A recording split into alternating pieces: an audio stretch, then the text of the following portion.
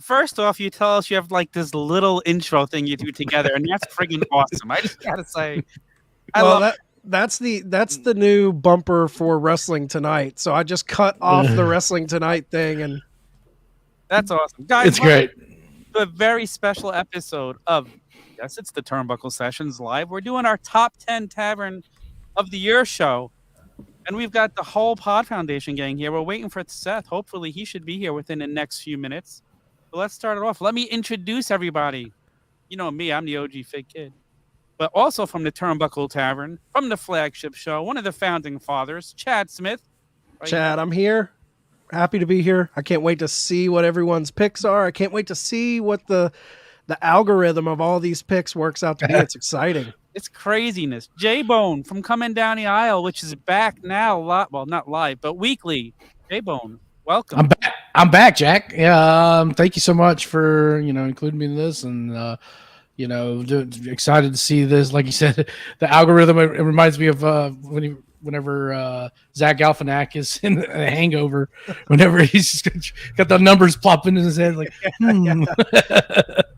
Also, from the Extra Cooler show, not from Extra Cooler, from the Extra Cooler show, we have none other than Matt. What's up, Matt? What's up, fellas? Thanks for having me. And I'm never going to live that down. You're forever going to make it a point to say, not from Extra Cooler, from the Extra Cooler.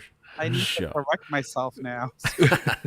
Well, happy to be here. I am very afraid of what the numbers flying around Tom's head is as he's sitting in the middle of a casino and trying to think of the algorithm that's going to spit out of this. But I'm excited to be here. Thanks for having me. Knowing Tom, it's probably just the number 69 over and over again. Hey, I'm not come on, buddy. At least it's not Hawk. It'd be the 420 would just be floating. Yeah, I'm talking about the girls he had a crush on when he was 13. But God. Let's not. Let's go on with it real quick before we get into it. Let's just name the awards that we have here. So we have the Event of the Year. We have the Breakout / Rookie of the Year. The Moment of the Year. The Match of the Year. The Tag Team of the Year. The Top Female Wrestler of the Year. And the Top Male Wrestler of the Year. Guys, which ones are you most looking forward to? The big one.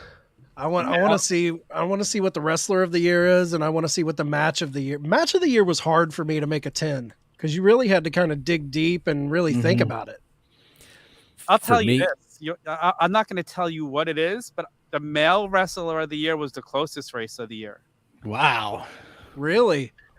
The Match of the Year was a runaway. Oh, wow. Interesting. Yes. So I'm really interested in Moment of the Year because I think the word moment can be taken in so many different ways that I think like just hearing the Raw Down, hearing, things like that have already put this out into the ethos. Like I think I defined moment as something different than everybody else. You know what? I was going to bring that up because I think for next year, we kind of need to change it up to a moment of the year and a story of the year. Yeah, I'm with you because my moment of the year was an amalgamation of moments within the ropes and moments within the wrestling world. So it's a combo of like story moments and moments in the news. So I have a little bit of both of those in my top 10. And this show is going to be an annual tradition. So, like, guys, bear with us. We'll fine tune it for next year. That's where we're like looking over this. I was going to suggest next year we need to have a story of the year and a moment of the year. I think story action. I think it's important to point out too, like the reason why this got birthed is because of the shitty PWI rankings. Yeah.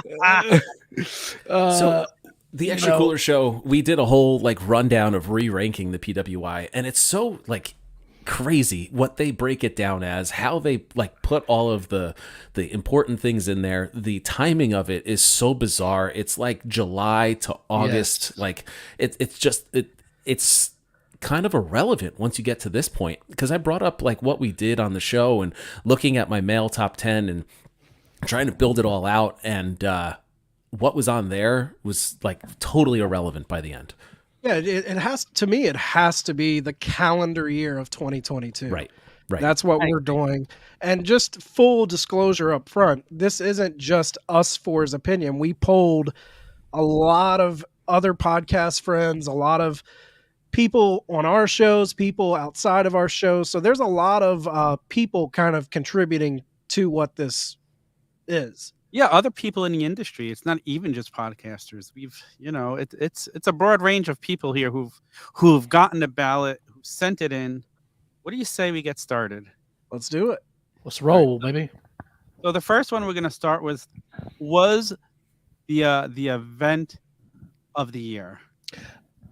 I'm very interested in seeing this one because I'm over the course of 2022. I've been pretty critical of the major events. I think 2022 can be summed up with the outside events a lot of times, the outside stories, outside the rope stories, not so much the inside the rope story. So I'm interested to see what people have for this. Well, this is actually the pay-per-view or card of the year, J-Bone. Right, that's what I mean. Like I was critical of the events of those events of the year over the whole year. So it's interesting to see what people have to say. So yeah, this is very, very interesting. Really quick, guys. Like let's run it down. Let's start with you, J-Bone. What was your event of the year? What would you have picked? What did you pick? My number one pick of 2022 was Full Gear 2022. All right. What about you, Chad? My event of the year was Forbidden Door. All right. And Matt, what about you? So they perfectly rounded out number 3 and number 2 on my list, and I had WrestleMania 38 as a whole. It was my event of the year. Okay, so I'll go through. I'll start with the top 10. I'll go with the 10th. I'll tell you how many total points each event got. So number 10, well deserved. Maybe even should have been a little higher. Ring of Honor Final Battle with 22 points. Wow. That is low. I had that at number 5 for me. Yeah. So that would be number 10. Coming in at number 9 was the Survivor Series at 24 points. Okay. That's kind of shocking to me. I thought maybe that one would have went a little higher than that. It didn't make my list. It didn't. Yeah, I could also see that. But SummerSlam beats that out, coming in 8th at number 26. I don't know if that was just a feeling of freshness. Wasn't that a short card? That was a pretty abbreviated card, right? SummerSlam. I'm trying to think back to SummerSlam. It was about 7-8 matches. It was, okay. I might be thinking of Survivor. There was one that was like 6, Survivor, 5 or 6. Survivor Series was, yeah. Okay. I think back to SummerSlam. The only thing that jumps out to me was Brock and Roman, and then Bayley in the beginning. Right. Like the rest of the card, I'm struggling to try and remember what else was on that card. Not much. So I didn't have that one. So coming that in was at number 6 on my list. Sorry, that was number 6 on your It was list? number 9. SummerSlam was 9 for me. Coming in at number 7, Double or Nothing with 38 points. Wow. I had that at number 10. Yeah, I was shocked Double or Nothing came in. I like Double or Nothing, but again, thinking back at it, it wasn't the best show. I thought it was the weakest Double or Nothing. Yeah, but it didn't even make my list this year. So after Double or Nothing, we got All Out with 46 votes, which is shocking because going into that pay-per-view, there was no prep. Like at number what? 5? Yeah, that came in at number 6 was All Out. Wow. Okay. Yeah. I had it number 4, so yeah. I thought it was listen, we always talk about AEW in there. Sometimes they're poor builds, but always putting on a good pay-per-view. So you're never wasting money on their pay-per-views. I feel like that event kind of got lost in the brawl out. But there was some decent stuff on there. I don't think it's the best All Out. I think 2021 All Out was almost event of the year, but there was some good stuff on there. I had it at number 4. We have it. The consensus is what, number 6, Tom? Yeah, the consensus is number 6, but you had MJF returning, as the devil. That moment in the beginning of the night was awesome, and then him coming out and unmasking at the end of the night. It all got washed away by Brawl Out. Yeah, it was a solid pay-per-view, and it's kind of unfair that everything was so overlooked. You had the return of you had the Elite winning the trios titles in an awesome match there. Yeah, it really was a solid card. You had that awesome the Acclaimed versus Swerve in Your Glory, where they absolutely crushed that. One of the matches of the year, in my opinion. I agree. I definitely agree. I think the MJF return, although albeit he hadn't returned quite yet, at the beginning, I think it overshadowed the whole entire card, where people were just kind of clamoring like, "Oh man, let's get to the end of the night. Let's see if this is MJF, or let's see what's going to happen." And I think that kind of like people just kind of stopped paying, at least for me, anyways. I just kind of almost tuned out because I was just like, "All right, it's the main event time," Yeah. So being in the arena for that after the tag team title match is when the energy was sucked out when the Acclaimed. Yeah. You had that awesome 4-way women's match come right up after that, and the fans were way behind Jamie Hayter, but that building got silent up until the main event when Mox took on Punk. It was noticeable even when you watched it. Like, that was my takeaway of, like, the whole air was let out of the entire arena there. 100% agree. I think that's just par for the course on any event when you have a barn burner match. Right. Usually the fans, it takes it out of the fans for the next match. And not trying to move into Hawk territory, but it's not good when they followed up with a women's match. It's like puts them even further behind. Yep. I feel like so there's Hawks of the world that view it as a popcorn match immediately, and then you have just the absolute crash of the energy that comes off of that emotional victory that doesn't go the way that you want it to go. Yeah, so true. So then we move on to number 5. Kind of shocks me that this is the number 5 event of the year. Clash at the Castle. it's exactly where I have it, number 5. I have it at number 6. Shocks you how, Tom? Why does that shock you? You know what? The only match I actually watched off of that show was Roman Reigns versus Drew McIntyre. Which you missed the best fucked match. up.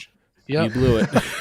me and Ace was sitting in an AEW fan fest watching that match on my phone. Dude, there's a match of the year on that card. Oh, you know what? Yeah. I did see that match also.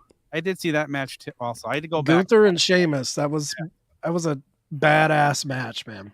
That was a badass. If this card was not in the middle of the afternoon, I guarantee you it would have been higher on everyone's list.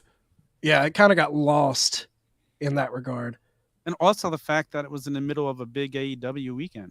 True. If it gets its own weekend But- and it's on at night, like you said. I'll say it right now. I think, it did better than All Out. I've got it ranked higher. I think it was the event of the weekend, despite the fact that it's one of AEW's premier events. So Coming in at number 4, just squeaking by Clash at the Castle by 3 points, AEW Revolution. I have that at number 4 too. J-Bone, maybe I just used your list. I actually had Revolution at number 2. I thought that event was tops, man. That almost became my number 1 because that was still before all the CM Punk stuff started to feel like it was affecting the on-screen product, before things started to shift. I love that. Regal coming back, the dog collar match with MJF, Wardlow turning on MJF, giving the ring to Punk. I thought that was a great event. I think it was amazing. I think that one struggled by recency bias. I think that I had to keep reminding myself of things that happened earlier in the year. And I don't know about any of you guys, but this 2022 in particular in the wrestling world just felt like it was a million years long. Things that happened in January and February were long gone in my brain by the time I was sitting down and trying to build this list out. So I definitely think that Revolution falls into that category for me. Yeah, I can see that. So let's see. Where's my spreadsheet? Okay, going to number 3. We're going to continue it with AEW Full Gear, 74 points. Top Wow. 3rd event of the year. Me and Matt might have had a little bias. I was going to say, And bonus points for sitting in the arena. Yeah, that always helps. getting that great food beforehand at that buffet downstairs. Oh, I can't wait for them to have another event there just to go back to that buffet. It was tremendous. Portillo's. No, we weren't in Chicago for this one. We were in Newark, New Jersey. Good old Newark, New Jersey. Said no one ever. So that came in at number 3. So now we've got 2 events left. Okay. Number 2, the number 2 event of the year, ranking up 75 of the votes, only one more vote than Full Gear. the Forbidden Door show. Wow. I had All it at right. number 1. I think I know what number 1 is for the list. Yeah. All right, Chad. I'm sure you could guess. What do you think number 1 is? WrestleMania. WrestleMania came in with 100 Wow. votes. Wow. I Runaway. had Mania. I had Forbidden Door at 1, and I had Mania at 3. The only thing that lowered Mania for me is the 2-night thing. I thought night 2 was pretty lackluster. If it was just night 1 with cherry picking a couple little events from night 2, I think it would have ran away with number 1. But I'm still not a fan of the 2-night situation with Mania. I feel like it does take away a little bit of the allure, the specialness. I'm not in on this 2-night Mania thing, man. I'm not either. So full transparency here. I don't know if Tom you noticed this, but my number 2 was WrestleMania, but it was WrestleMania night 1. So does that take away from some of the points? You know, No, I mean, I actually kind of combined them because most people either Okay. say WrestleMania or WrestleMania All right. Night 1, so I didn't know how to differentiate it. yeah. Yeah, just lump it all together. Yeah, WrestleMania Night 1 to me was the better night. I really enjoyed Night 1, and then plus it's so hard with a 2-night Mania because if Night 1 was as good as this year's was, how do you lead up? How do you do it again 2 nights in a row, no matter what happens? Like, you know, Yeah. it's always going to feel like a letdown. That's why 1-night Manias are the way to go. Plus, 2-night Manias, for me, it hampers the whole old feeling of what Mania weekend felt like. Yeah. Like, I love the different events they had. I love the Hall of Fame having their own event. I love NXT having their own event. I love all the stuff from Access throughout the weekend.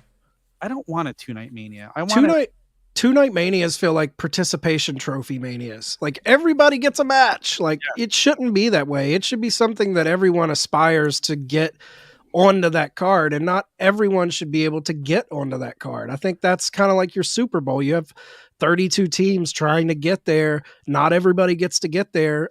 I like it being special. You know, the people that get themselves over and have those monumental matches, monumental stories that work their way onto Mania. It's something for wrestlers to aspire to. And I feel like it feels like a participation trophy to give everyone a moment.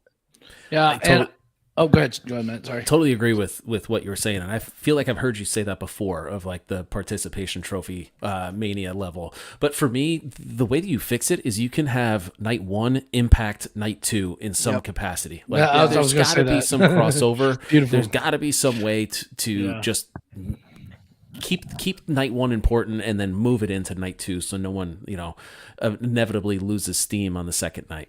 Yeah. I agree. Like that's what Great minds think alike. I think that's what they need to do with Roman this year. If he's going to fight in a Rock. Then again, what about a Money in the Bank match night 1, and where you get to cash in on night 2? Yeah. something like that, or just like a qualifying match for an Intercontinental title shot or something. Tying story in between the 2 nights is a way to make it interesting. Like someone wins night 1 that allows them to do something on night 2. That's the way it should be booked for sure. You could do it a couple different ways. Like you could do a couple different stories like that. I'm there for it. That's what I say. And like we got to see Stone Cold both nights, but him coming back and having a match night 1. Night 1 felt like Mania to me. Yeah. Night 2 felt like an afterthought. I definitely. And it's not going away anytime soon. Obviously, this year is going to be WrestleMania 2 nights. And then Philly, it's already scheduled 2 nights if you look on Ticketmaster. So Wrestle Kingdom's gone back to 1 night, so let's hope maybe they'll follow that one day. Yeah. Let's move on to our next topic. We have our rookie/breakout star of the year. This was a very fun one for me to look and wow. Let's start with you, Matt. Who would you pick? What was your top choice here? The one and only Jade Cargill was my rookie, or what I really consider to be the breakout wrestler of the year. She went from and I'm sorry if I'm burying the lead, but she went from someone that you had to question whether or not she was going to be a good wrestler to she is money every single time she's on your screen. It's amazing watching her improve on our screens week by week. Oh, dude, if you saw that finish at Battle of the Belts, with the finish she hit on Sky Blue, just in the way she did that move, I was like, man, this girl's getting good. Like she's getting so smooth. I think she's a major star. Funny enough, I didn't consider her for breakout because Me neither. I just she was playing more into female wrestler of the year, but I didn't consider her for breakout. But I can see why, because she's definitely growing. Well, who'd you pick, Chad? For number one, I put Ricky Starks. I know it was kind of late in the game for him to really start breaking out, but that promo he hit, he had that one epic promo, the solo promo, and then his kind of microphone duel with MJF, the match with MJF, and then he gets the big win over Jericho. I think like he really took off at the end of this year. And I've been beating the drum of Ricky Starks, and I think finally they're giving him a push. I agree. Hey, Matt, what do you think? Oh, you're pulling me in here. I am not a Ricky Starks guy yet. I can admit that him in the ring, it's okay, not tremendous. I feel like his moveset doesn't fit him physically. I feel like even coming down to the spear just doesn't do it for me. He seems so slight. I'm just thinking like Vince McMahon, pal. But he is a little guy. He's just a little guy to me, and maybe he's moving into the Adam Cole territory of. Whoa! If you want to open up that conversation, that's me pushing buttons here. If you can do it, Tom, I can do it too. I'm with you. I mean, he doesn't have the size, but I think to me, X factor, it factor, whatever you want to call it, I think that trumps size. Sure, but he doesn't feel like it's his yet to me. And yes, there was him on Power was tremendous, and the little bit that I saw there, because I can't admit to watching every episode, but like it was really good. But it felt like he fit in more on that roster than he does right here, right now in the big grand title picture in AEW. And you say a battle with MJF. I don't believe it was a battle. MJF did his shtick, then Starks came in and did his shtick, and then MJF walked out, and it was done, and it was over. So I thought Starks stood him up that night. No, I thought so too. So I know I'm in the minority here, but there's still time, and I think that if we're really talking Ricky Starks, 2023 is the breakout year. Hey, listen, he's working with Jericho now, and that only benefits him. So perfect story for him to be in right now. I didn't even consider Starks at all, because for me, like when you think back those Dynamites in Daly's place, I mean, for me that he won me over. You know, those matches he had, like he was kind of part of that group that would open up Dynamite and just have these banger matches. And I mean, to me, he stood out right away, and that was like his breakout year for me, at least. You know, I guess maybe I went like more like on the rookie year level. So my top pick actually this year was Wheeler Yuta as my top breakout star of the year. So I see a lot, you know, for him. You know, for me, it's just, you know, obviously joining Blackpool Combat Club, you know, getting that Danielson and Moxley magic dust sprinkled on you helps. But ultimately, too, you know, we talk about promos with MJF, albeit it was not as good as what Ricky Starks did. He definitely, you know, they kind of threw him out there against MJF. I mean, that's a sink or swim moment, and I think he swam. You know, was it more of a dog paddle, maybe? But he didn't swim. I was pleasantly surprised. You said, maybe he wasn't the best, but dude's got potential on the mic. Yeah. Like I was blown away by it. Like I was like, I didn't know he could do that. So and we've seen some fire from his promos too, a little bit, you know, here and there. Like especially after you know, he goes after going after Danielson and during the kind of potential breakup of BCC. I think he showed a little bit of fire, and he put some hell of a matches on him and Daniel Garcia this year. And actually, I'll say this: Garcia was my number 2. I was going to say that every argument that you just made for Yuta, I would put Daniel Garcia ahead of him in everything that you're speaking about. And I think that it's the charisma for me that pushes him up and above, because in the beginning of the year, both of them felt so bland, right? Yuta, you still get a little bit of that bland that kind of, you can kind of see through that first layer. But with Daniel Garcia, I feel like he's really gotten into his his sports entertainment side while he's running around with Jericho. I'm with you. I think that's more of who they've been kind of partnered with. Garcia, they stick with Jericho, which is to help him with his charisma, and Wheeler, he sticks with Danielson and Mox to kind of bring out his edge, because he was cookie cutter before that. I feel like both of them have kind of elevated in the ways they needed to. So let's look now. So we'll start with number 11 here, since we talked about him. Ricky Starks coming in at number 11 with 26 points. So wow. Yeah. 10 of those Didn't coming even from make Chad, the I guess. 10 of those coming from Chad. Number 10 with 28 points, Jade. Wow. Jade just 10 coming from me. That's it. Number 9, Roxanne Perez. 32 points. Wow. Boring. Yeah. I actually had to look up who she was. I was like, Roxanne Perez? She does nothing. She was killing it match wise in ROH prior to the sell, Right. but She was Roxy. Yeah. She got that WWE mentality put in her, the sports entertainment very much. She took the title off your girl, Tom. Yeah? Oh, she's the one who beat Mandy Rose? Yes, sir. You want me to read you some more of those No, descriptions? thanks. I'm good. Okay. I'm good. Number 8 through 6 all got 33 points. And when wow. these 3 that are tied, wow, that's what I'll say. I'll start we'll go the Acclaimed.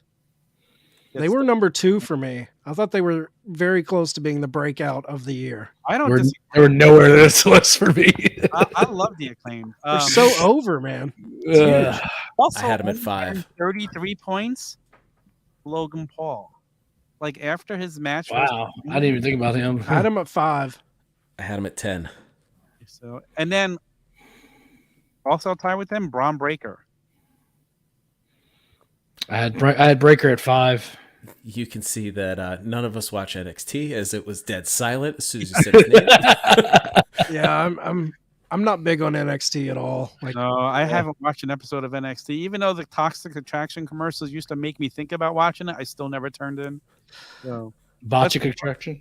number 5 with 34 points, Hook. Okay.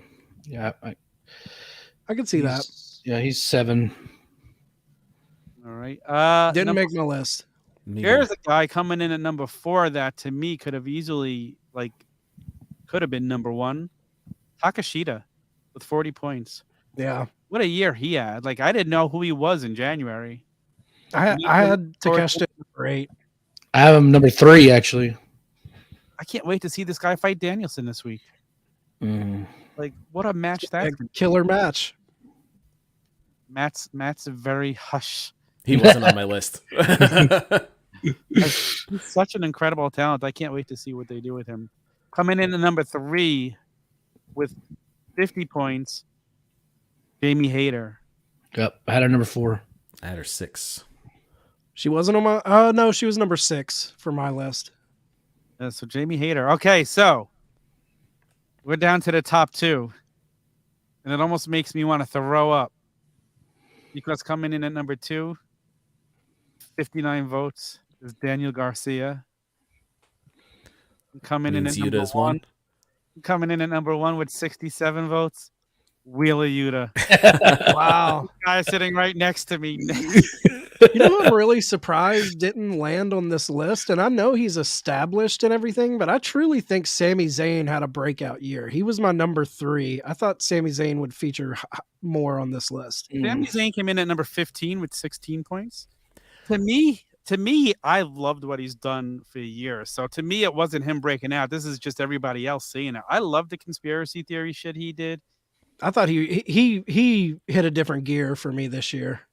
I think adding the word rookie to the title.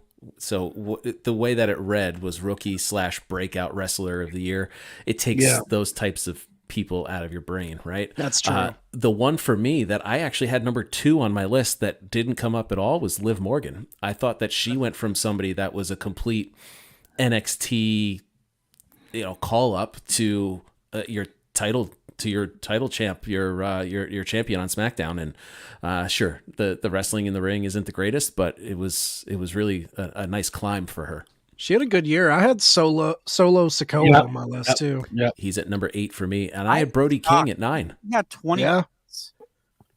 Solo had 20 points, but just so you know this, Matt, you gave Liv Morgan 2/3 of her points because she had 15 altogether. Chad, I know you love this name. Joe Hendry was my number 9 pick. Dude, I love Joe Hendry. He's the man. He's the man. He's like one of the best parts of Impact. And then Willow Nightingale too. Oh yeah, that's a good one. She was my number 10 actually.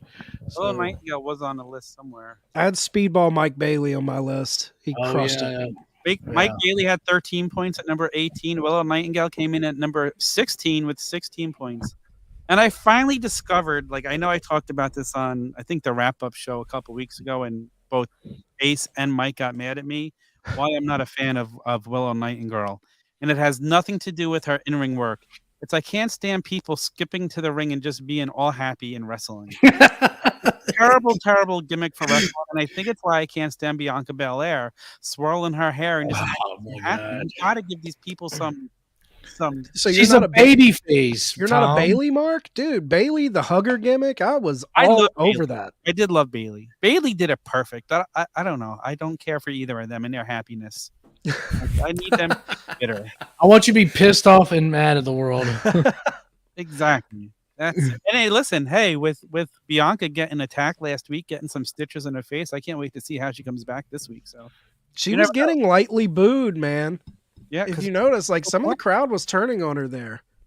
Oh yeah, it's like when Becky turned on Charlotte, and she's supposed to be the heel, but the fans love that she just beat the crap out of Charlotte with the kendo stick. So I'm a fan of Bianca Belair as a heel. I thought when she was in NXT, I prefer that to the I cry at every big match I win Bianca Belair. Yeah, 100% agree. So let's move on to the moment of the year, because holy smokes. This is probably all over the place. This is all over the place. It really is all over the place. But first of all, we have more news stories and moments this year than we've had in wrestling in forever. It's probably much simpler than it was this year. And again, like I said, this is where we learn next year we have to separate moment and story. I think that's another thing that So there's kayfabe moments and there's I think it's all kind of mixed together. Yeah, it is, and that's how I have it. I have a mishmash of everything. So, do you guys want to give your picks? Chad, you want to go tell us what you?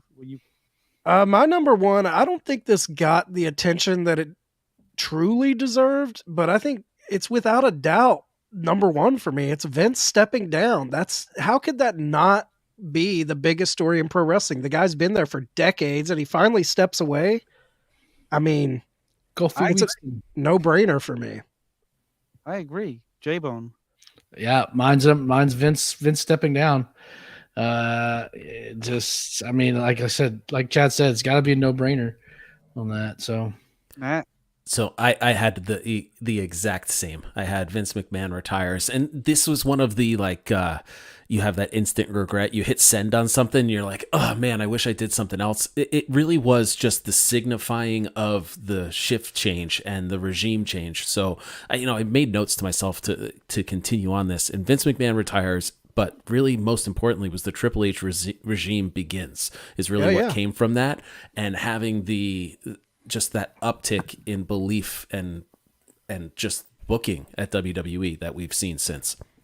I mean, and now it's all up in shambles. Nobody knows what the hell to expect. Vince weaseling his way back in there in that little statement. We have a great management team in place for now, or however they worded it at the end, for the time being. So who knows where it's going? And until he starts making cuts for this potential sell. Because he might not take over creative, but when you're in the midst of a sell, you do want to cut costs. So I think massive wide layoffs are not off the table when we move into this sell.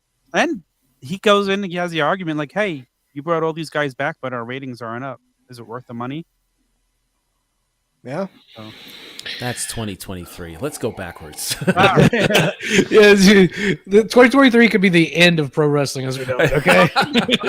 Person who had more moments, and this isn't even, they are all not even in the top 10, but Sami Zayn was all over the moments with different things going on with him this year, talking about him having a breakout year.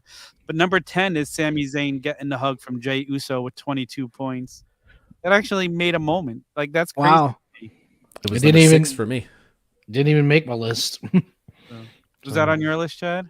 I didn't have any Sami Zayn moments on my list. I Me love neither. that match. So I guess, technically, like, I thought the story that it told was amazing. So if I love all of his little moments, yeah. but there was none of those like big monumental, like, oh my God, for me with Sammy.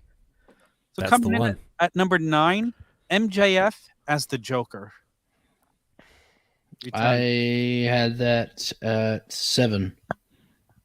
I didn't have that moment. I did have an MJF moment from Revolution. I had Wardlow turning on MJF, the whole sliding the ring So in. good. Yeah. All right. Let's go to number 8. AEW acquires Ring of Honor for 25 points. That was number 5 for me. That was number 10 for me. Tony Khan purchasing Ring of Honor. Number 5 for me. Yes. I thought that was a pretty big moment. And they put on 3 banger pay-per-views since he took over. Yeah. Looking forward to their weekly show and Yeah, me too. more. Number 7 is kind of combined. MJF wins the championship with William Regal sliding him to knuckles. 27 points. Didn't make my list. No. I was happy to see MJF win the championship, but I don't know if that would have made my list either. But the joke, like being there in person for the whole Joker thing, experiencing the lights go out, to me that was a moment. But again, Yeah. it's so different watching that on TV, and then also being in an arena, and all of a sudden the lights go out, and you're trying to watch to see why, because cameras aren't focused on it. Right. So, and then all of a sudden you see these guys popping up with the black masks on, and it was fun. That was just a fun moment. Okay, number 6. The MJF pipe bomb with 31 Wow. I had it at number 8. My I number- listed it as UF and Mark promo. I had that at number 4. It didn't make my list. I think where I put it on the promo, I left it off that. It was a great moment, but there's so much stuff I had to spread around. Yeah, it's so true. Coming in at number 5 at 46 points, Stone Cold returning for a match. I had it at 3. I had it at 4. I had it at 6. So it's just about where it probably should be then. Mhm. Coming in at number 4 is the Bray return. I had it at 6. 5 for me. I had it at 8. And it was it was shot so well. It was a fun moment. The moment itself, I feel like, was bigger than the follow-up has been. I know we talk about that a lot, and I think maybe the follow-up kind of tainted it. It would have been a lot higher for me, but number 6. You're right, because I actually, when I did my list, I totally was like, oh man, I totally forgot to put this on the list. So This is one that would benefit from it being story of the year, not that crappy band in the early 2000s, but this one would benefit from that versus moment of the year. Yeah. That's for sure. And listen, they've kind of suckered me back in the last couple of weeks with the story. I like this whole thing with Alexa Bliss because I want to see if they're actually breaking her away from them and she's going to become the badass like we talked about on the debate show, the badass that she used to be, that used to cut awesome promos and just beat people in the ring. But okay, so number 3 story moment of the year, Vince McMahon retiring with 61. wow. Unbelievable. That's 3 stories. That's How shocking. is that not the number 1? Is just totally, it's Vince McMahon stepping down from the company that just took over wrestling. He bought Because there's 2 stories, and I would bet money I know the top 2.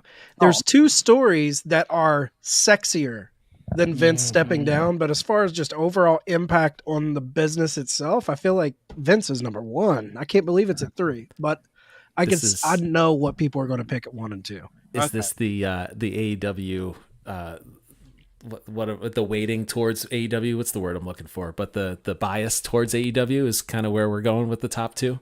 You know what? Looking at the votes, I felt like there's more of a bias towards WWE. But Interesting. listen, number 2, Cody Rhodes returning at WrestleMania. Yep. That's what I have that at number 4, but I have that at 3. It's number 2 for me. And to me, I mean, it is a huge story. The guy, like, we all knew sooner or later somebody would jump ship to WWE from AEW.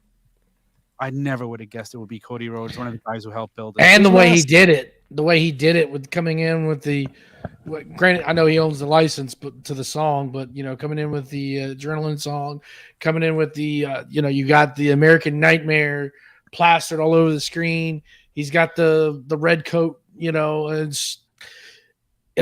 had just saw him with that look in AEW television 3 months prior, whatever it was. it's the so it's the first time we've seen WWE bring an AEW superstar in with their AEW gimmick. Yes, that's It's great. huge. Number 1, you guys know what it is. Do I even have to say it? Brawl out. It's CM Punk's press we're a conference. bunch of empty-headed fucks. Now, Number what- 3 for me. What is Added number 2. What does Yeah, this too. say that this is number 1? That just a pro. Not it wasn't even a promo. It was a press conference. This was him shooting from the hip. This wasn't him. Fans love those peaks into reality, and I think Yeah. that's and it was so just visceral and like, I can't believe he's doing this. You felt like you were watching a show Car go crash. off the rails. Like Yeah. it plays to that kind of modern day society for the car crash. Like I had Vince at 1, Brawl out at 2, Stone Cold at 3, Cody returning at 4, Tony Khan purchasing ROH at 5. I feel like all of those stories were massive for wrestling. They really, it was an amazing year for news stories. I just remember me, Mike, and Ace being in the car listening to it as it was happening. Like, I missed a turn to get home because we were all listening to what the hell CM Punk was saying on there. It's like when MJF dropped his pipe bomb, that was the first time I think I went back in many, many years and just continued to watch something over and over. And then I think this I listened to more times than I watched MJF's pipe bomb. Just because like it encaptures you, like it's a real life story. There's money to be made here, Matt. I know you don't want to. Hey, there is money to be made. I just don't necessarily have the faith yet that they can make this to the next level, earth-shattering, company-changing storyline that it needs to be. You think CM Punk, with all these Instagram stories as of late, is just a coincidence? I No. had one of him at the gym the other day. Yeah, he was doing some arm workouts, Well, I know a lot of people aren't high on Uncle Dave Meltzer, but Uncle Dave's saying that he wants in bad. And I don't think that's a stretch, because you can tell by his Instagram, he wants back in the company. The things he's not tweeting, but the things he's posting on his story. I think Tony Khan wants him back, but I think Tony Khan is walking a tightrope of wanting him back, but not wanting to piss off the Bucks and Omega. So he's wanting them to come along with the idea, because the Bucks and Omega are in a contract year this year. The reports are that AEW just reached out to the Bucks to extend their contracts. I think they're wanting to extend them, lock them in, and then really push for Punk to return. I think they've all discussed it already. I think they've all put their differences aside and are ready to work together and make some money. I hope. I wouldn't be surprised if we see him this Wednesday in Dynamite. Just throw that out there. You know what? It is going to be the LA show. And it's match 7. I wouldn't be surprised if he shows up. All of a sudden, cult a person. If Do you that's do the main event, possibility. You never know. Do it with cult of personality, or does he just show up out of the audience and make it seem more realistic? You got Scott Hall and all denim. Please. It's no coincidence FTR just lost all their tag titles as well. So Chad, since you're a founder of the Tavern, I have a request. Okay. Can you please hire somebody just to tally all of Tom's like tinfoil hat theories and his? It should be a category. top 10 Tom's tinfoil theories. Man, that's almost a tongue twister there. I want to know win percentage. I want to know quantity. I want to know everything. Yeah, he needs his own like late night conspiracy Alex Jones type show. It where comes on at 1 a.m. 1 a.m. It's not on YouTube. You have to go to AM radio. It's on the dark web. So you guys laugh at me with my punk theories. However, you're talking about a company that sold tickets to an autograph signing that they knew the guy wasn't going to show up for to sell a story. Yeah, my only difference with you, Tom, is I think if he comes back, it wasn't in the plan. I think there is a major possibility they could work through things and bring him back, but I don't think this was all orchestrated from the beginning. I think it was very much real, and they're trying to turn a shoot into a work. I don't think it was a work from the beginning. I don't know. I mean, I could Definitely see wasn't a work from the beginning. There's too many people, like FTR's podcast talking. There's too many people that would have to be working us, and I don't think in this day and age something would come out. I feel like it's a shoot. Real quick, and then we'll move on. You brought up the FTR podcast. What Dak said about CM Punk certainly did not sound like he was a cancer in the locker room at all. But I think that's for certain people. Small quantity, small sample size that the people that he was working with, he took care of. Which is anybody what a has veteran should be friends, doing. man. Anybody has friends. He's working with a lot of the young guys. Hawk doesn't. Hawk has no friends. That's true. Him up and bring down this show. So can I, before we move on, I'm extremely surprised that Brock lifting the ring at SummerSlam did not make the list at all. That did get some votes. Where was that? Like I said, they were so... That was old school Attitude Era type of stuff, man. Mm-hmm. Speaking of old school Attitude Era, I was also Undertaker Hall of Fame speech made my list. Oh, that was you. That was me. The dead talk. The dead talk. Yeah. Brock Welcome to my dead talk. was number 10. Got 10 points for number 15. I was surprised. The passing of Scott Hall didn't make it. Actually, at least one person did put that on there. Oh. That was me. Okay, yeah, that's on there. That was number 40 point. So. Yeah. Scott Hall. He was very integral to my fandom. Here had Jeff Hardy, and Darby Allin trying to kill themselves. That's literally how they listed it. All right. I'm trying to think. Oh, the Elite Return was also mentioned with Wayward Son. That was fun. Yeah. There's a lot of other, fun moments. Soraya return and got a couple of votes. I put that at number 10. Great Muta return, showing up at Grand Slam, got some. So it was definitely fun. Let's move on to match of the year. This is weird. This was the hardest one for me to tally because there were so many different things for me to go through. Have to match them because people have it worded different ways. But in the end, one match ran away with this. Should I just go through the top 10? I don't think we should even ask. Yeah, list off 10 through 6, and then we'll discuss like the 5. All right, here's one that actually shocked me that I was glad made it because this was a match that I loved. The Death Triangle versus House of Black at the buy-in show. Oh, sleeper match. I forgot about that. Sleeper match. I actually forgot that about had that. Eric Redbeard, Yeah. Anarchy in the Arena came in at number 9. I had Anarchy in the Arena at number 7. I love that match. The way they shot it was great. AEW does like those type of matches around the arena matches, false count anywhere matches better than anyone. So Orange Cassidy versus Will Ospreay from Forbidden Door, number 8. I had that at 6.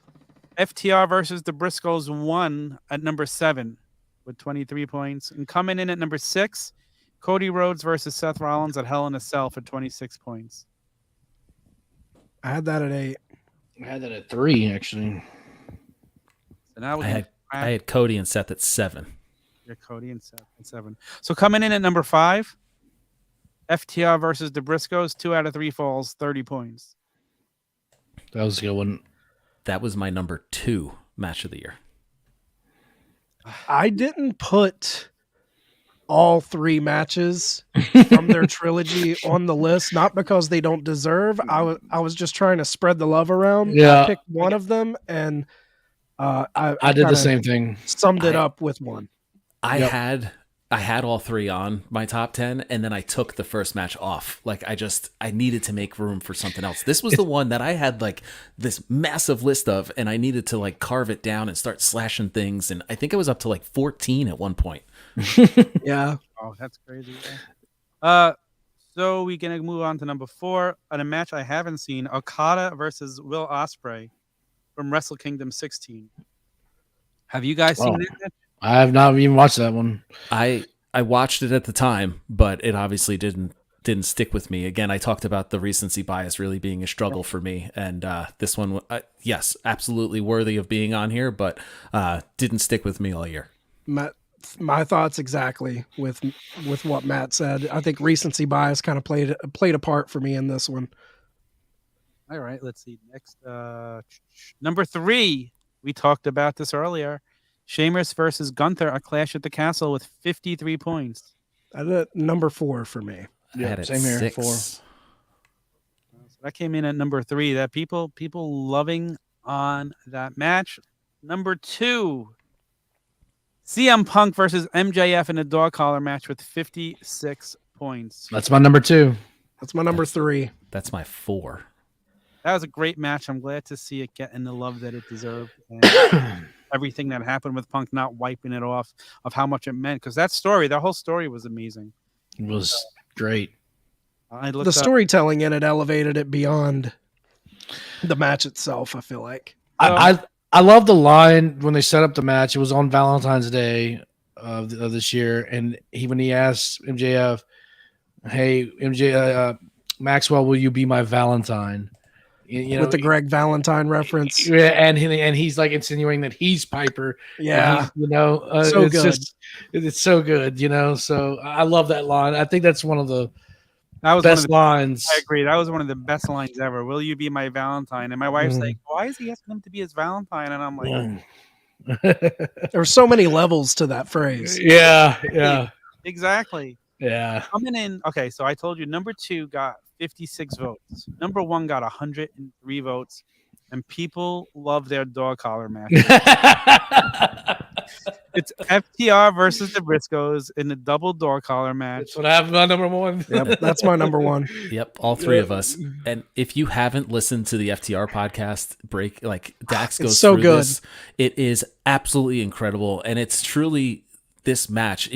I listened to that after putting my votes in, and this match is like his love letter to wrestling, essentially. Yep. It was just phenomenal. Listen, go seek it out.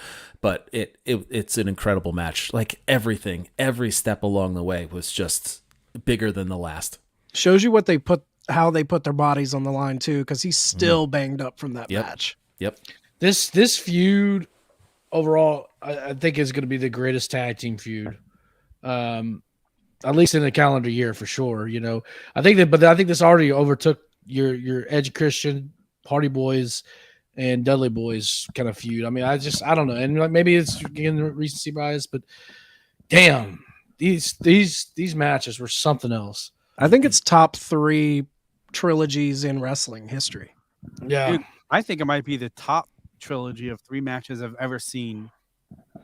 For everyone to be as good as it was, every time one happened, I'm like, that's a match of the year candidate. I actually wonder, is the dog collar match our number 1 only because of recency bias? If we went back to the first match, I think we saw things that were in this match that you didn't see anywhere else. The ref taking the blade, like just the effing murder him in the middle of it, like the bumps that you were seeing, the reaching out at the end. Yes, that classic FTR. The revival at NXT, reaching out, not allowing your teammate to tap out, like the Mark Briscoe bump off the top onto the my god, cash. Yeah. Watch that match again. I need to sit down and watch all 3 of those matches back to back to back. I watched it last night. A match that I think fell to recency bias that I thought set the table for 2022 was the rematch of Bryan Danielson and Hangman. It was like January 3rd or 4th. Yeah. Their first show on TBS. Man, that was a 1 hour draw. barn burner, dude. That was the 1 hour draw, right? Because Yeah. the Revolution. No, it wasn't the draw, but it went. It Oh, went, that was the first time they fought. yeah, The that match was at the pay-per-view. right. February. So the draw for them was January 4th. Was it? Yes. So because of this show, I have started a 2023 list already where I'm starting to like list out match of the year things and moments of the year just so I can be prepared and have my notes together for when we vote again. Exactly because there's just like little things I remember from this year that I love that I remember thinking, oh, I should keep little notes. So I'm doing the exact same thing for next year. Omega Ospreay could be on that list for next year. Yeah, Oh, that match absolutely. already. That was Or that's going to fall to the Okada match that we don't remember. Yeah. But it's got Kenny in it, so it has longer staying power. oh, that was an incredible match. Okay, you ready for tag team of the year? Let's do it. All right, do you guys want to? Should I just go through the top? Yeah. 6 again. Yeah. Well, I mean, it's kind of weird. People had listed both Death Triangle and Lucha Brothers. So I kind of separated them, even though it's tag team of the year. Actually, Yeah. Death Triangle shouldn't even been on there. I didn't No. count trios in mine. Yeah, No. yeah. Let's one person gave this team, and this team would get number 10. And I don't even know who they are. Pretty Deadly. NXT. NXT, yeah. Yeah. They're really good though. I knew them from NXT UK. I haven't watched their NXT stuff, but I think they're about to be called up. really. They're good. Yeah. Okay, so let's go. Number 9, the Street Profits with 21 points. Number 8, RK Bro with 27 points. Number 7, Aussie Open with 28 points. Wow. And coming in at number 6 is the Lucha Brothers with 49 points. Interesting. I got Lucha at 4. Tag team was really very difficult for me. I felt like it was so top heavy that I only submitted 5, and really I should have only submitted 4 because Toxic Attraction was number 5 for me. You were the one who submitted Toxic Attraction. That was me. I Botching got 5 total points, huh? Also, there was also a Naomi and Sasha listed in there too. So Wow. yeah. So, but All okay, right. so number 5, the Briscoes. That's insane to me. Yeah. So I actually have them as 9 on my list. Is it Only because yes, they were 3 phenomenal matches, but that's pretty much what we always saw from them all year long. They So, captured Impact tag team titles, multiple GCW tag team Right, titles, okay. House Yeah. of Glory tag team titles, ROH tag team titles. And how many of those do you see on a weekly basis? I don't think that plays into it. I mean, It plays It's into not- it for me. for me, like I see that side 100%, and that title collecting certainly makes a ton of sense. But really, at the end of the day, like for me, my viewing habits are WWE and AEW, and I want it to include ROH, but I'm not there yet. I Maybe when just the think weekly Briscoes comes around, at number but 5 is insane. I do agree that it feels low. It feels low. We have a run-in joining us, one of the founding fathers of the Pod Foundation from the Chick Foley Show, Seth Phelps. Seth, you made it just in time as we're discussing the top 10 tag teams of the year. Nice. Yeah. Sorry, guys. My kids are just going through something today. They were a nightmare getting down tonight. And then me and Sheena had like a quick little 20-minute pod we had to record from report from being at SmackDown Live on Friday. It had to Nice. get done tonight. So, yeah. Seth, sorry where for do you being have late. Briscoes? Dude, Briscoes, I mean, they're like top 3. I think they had the matches that were most memorable, right? Like now, it just depends, man. So to me, I'm kind of like the Michael Cole school of thought, or like the Vince McMahon school of thought. I'm going for the moments, right? There were a ton of tag teams that if you looked at their resume on paper, I think they had a way better year.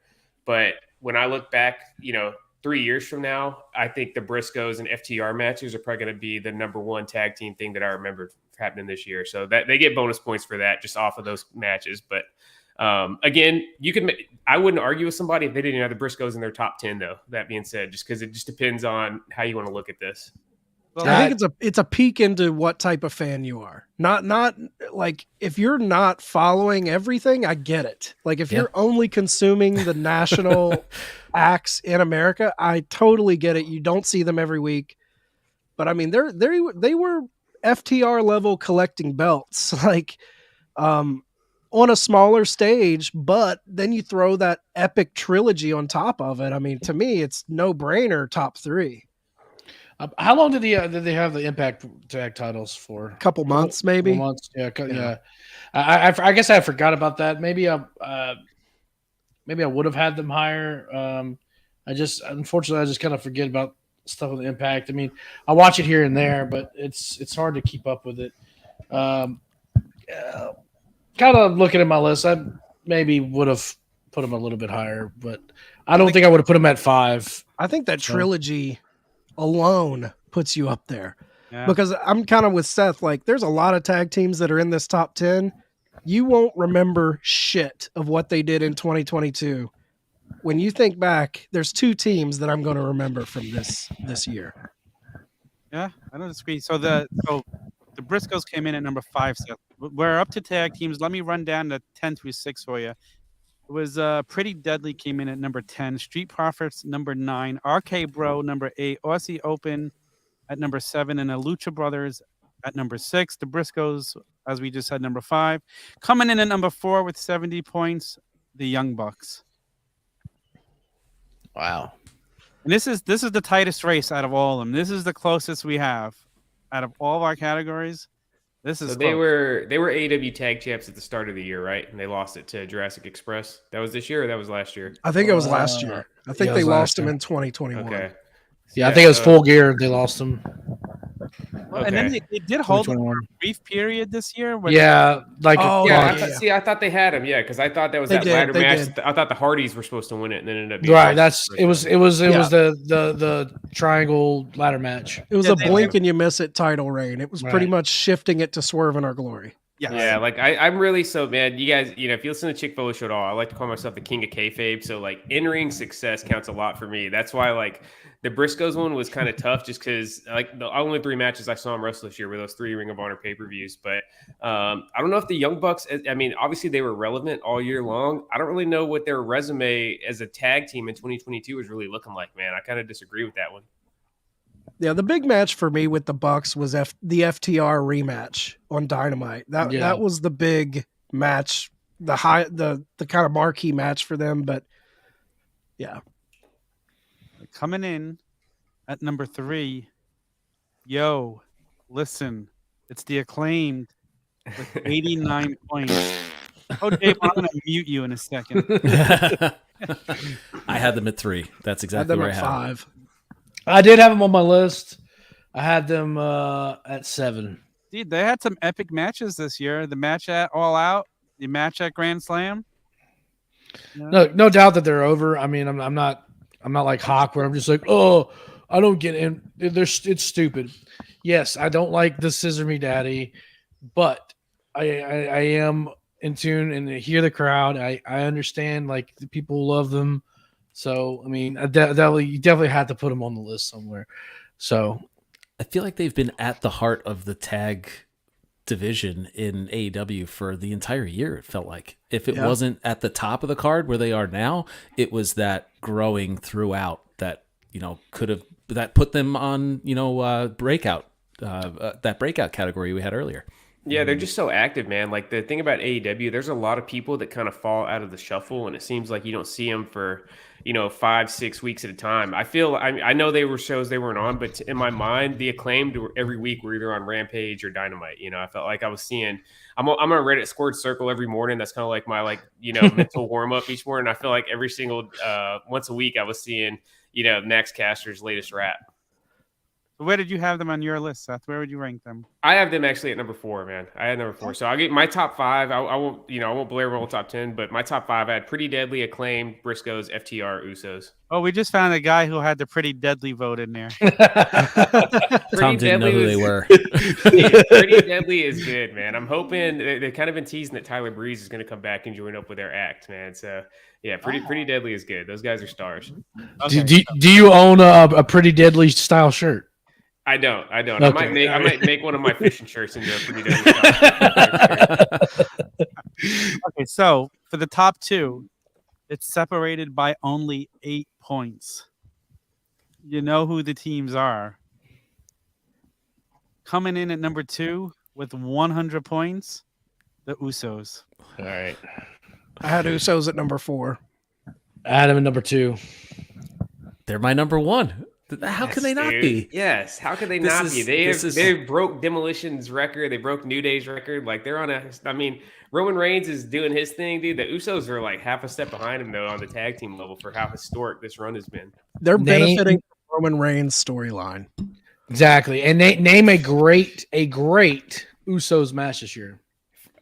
Friday night, I saw them put on a straight banger with Drew. No, I mean like McIntyre and a Sheamus. classic, an all-time classic. I mean, Let me go back and look, man. Dog collar match. Oh wait. No. They had that 2 out of 3 fall. Oh wait, nope. That was the guys who got number 1 as well.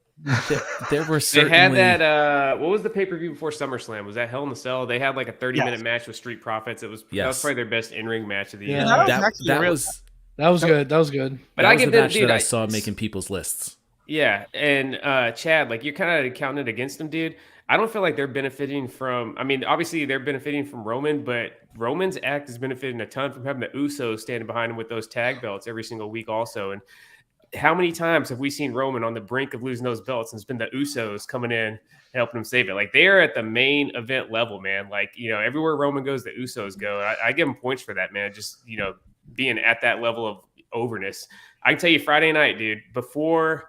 While they're still showing the then now forever little intro, you see the Usos coming out through the dark. They walked out right in front of us. That way they could be on there as soon as the lights came up. As soon as the crowd saw them coming out, you could feel the whole energy in the place change, man. And Roman wasn't there yet. Roman wasn't even advertised. We didn't even think Roman was going to be there. This was just off the Usos. The place was going nuts, man. I think they're on just a hell of a run right now. And I think the only reason they don't have that historic match is because there's nobody even close to their level in WWE. Exactly.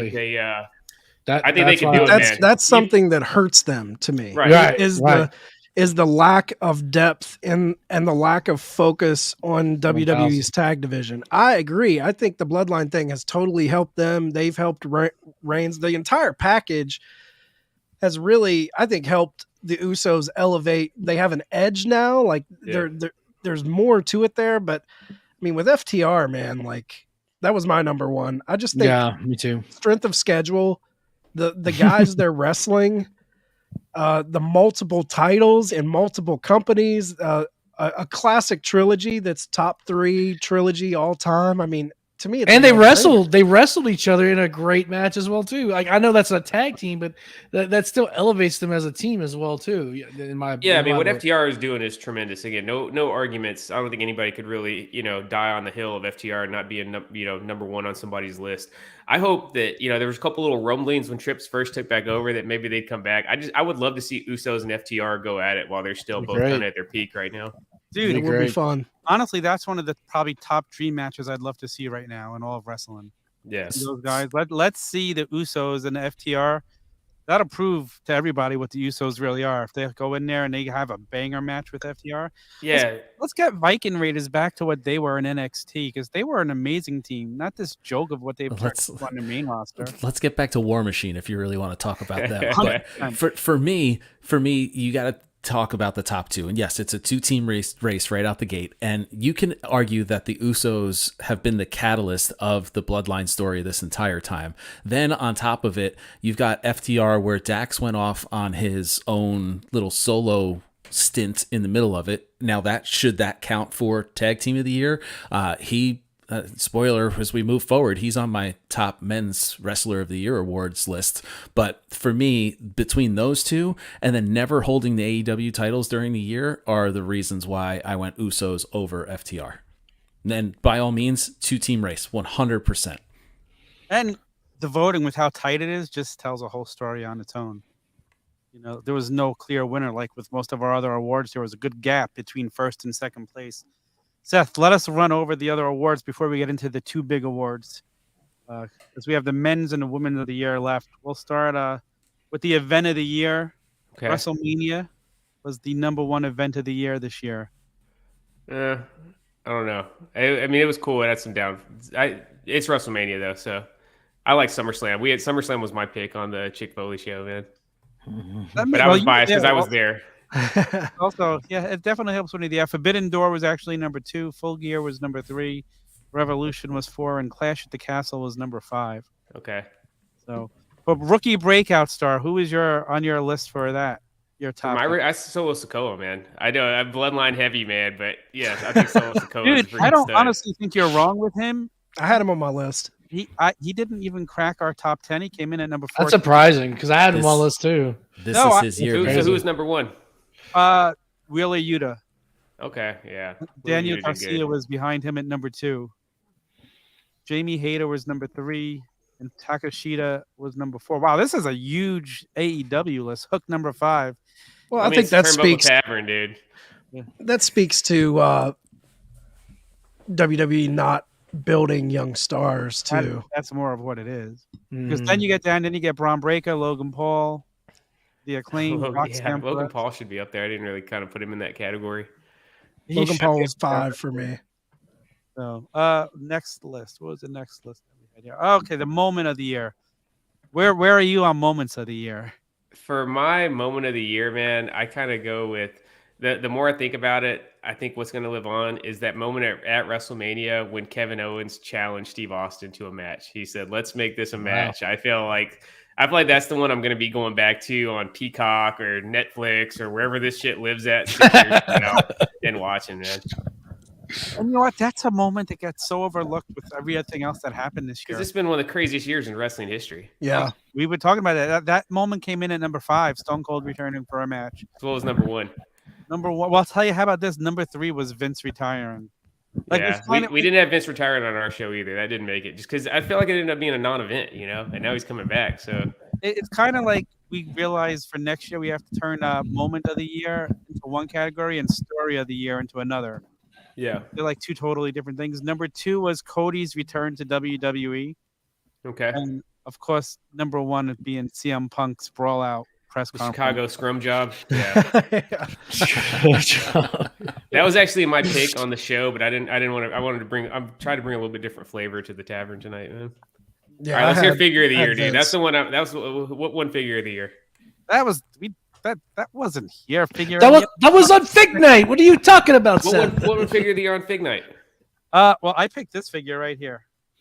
I'll show you. I have it right. That's mine too. Yeah, same. It's just incredible. It's just, to me, I love it. It's the best show on my. That Malachi figure is pretty sweet too. It is a great figure. Did you order that one, Chad? No, I'm going to though. It's available again at Ringside. Use code Tavern, save 10%. Last thing was the match of the year. The last one you weren't here, but that was you should have tag team match of the year. Where were you with the match of the year? Seth and Cody, Hell in a Cell. That came in number 6. Okay. That came in number 6. Number 5 was FTR versus the Briscoes, 2 out of 3 falls. Okada Ospreay was number 4 from Wrestle Kingdom. Sheamus Gunther was number 3 from Clash at the Castle. Yeah, Punk, MJF dog collar match was number 2, and the other dog collar match was number 1. The Briscoes versus FTR. Yeah, no arguments there. That was a classic. All right, let's jump into female wrestler of the year. So you guys are going to have to help me. This must be an NXT name because I don't know who it is. Syuri? Who's she? Syuri? No, Siri. Somebody misspell Soraya or something? I have no idea who she is. I know she is. She's I think she's from Japan. She is in NXT. So is she in NXT? Yeah. She came in at number 10. Number 9, I know Seth had stuffed the ballot with this one. Mandy Rose coming in. She's number 1, man. Like, I put Mandy Rose 10 times.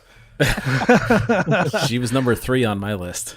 Mandy. Even after the descriptions, Matt, I'm shocked. Even after you shook me to the core describing what was on her. Listen, she had a monster year holding that belt for as long as even outside of the OnlyFans stuff. I mean, she held the NXT belt basically all freaking year, was knocking on Asuka's record, and she improved a lot in the ring. Like, she's not Charlotte. She's not, Sasha Banks in the ring, but she's passable now when she used to be basically a joke. And so once the bell rang. She didn't even make my list. we've already established none of us, maybe except for Seth, that watches NXT. But to me, she was the only reason why you should be turning it on. I agree. Like, she's the thing that got me thinking about turning it on, even though I never did. I'm like, I really want to see this toxic attraction, but I would just see the clips on YouTube and Twitter and stuff. So I actually never turned the show on. I feel like she gained star power there. Like, this was the year of her becoming a star and not just like mid-Carter, hot mid-Carter, you know? Mm-hmm. Do you think she winds up wrestling somewhere else? Somebody throws a lot of money at her? Dude, I wouldn't be surprised if she came. I would not shock me one bit if she came back at the Royal Rumble, man. I really think this was like, to me, because they have been a lot more lenient with people having their side hustles and stuff. It was, the stuff she's doing was pretty racy, but I feel like this was like a straight up breach of contract, and they just couldn't set the precedent of letting her stay on. And I think she's going to be back, man. Like, obviously, Shawn Michaels said that he was really sad how it all went down. She's been there for like 7 years now. So I can't imagine that bridge is completely just like torched and blown up, man. Like, maybe I don't really see her going somewhere else though, because would she really fit in AEW? Like, I don't think she's.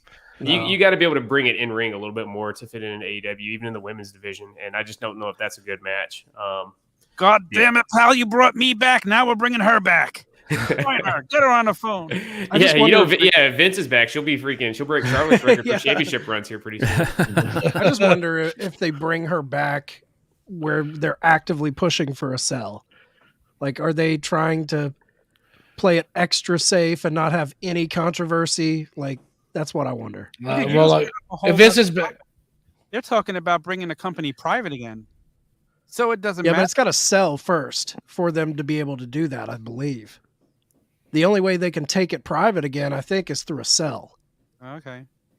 To me, man, if we're not to get too far off topic, so feel free to steer it back towards the awards, man. I think this whole sell thing is smoke and mirrors, and I think Vince just knew this is the way he can get back in, man. This is my way to get back in the door.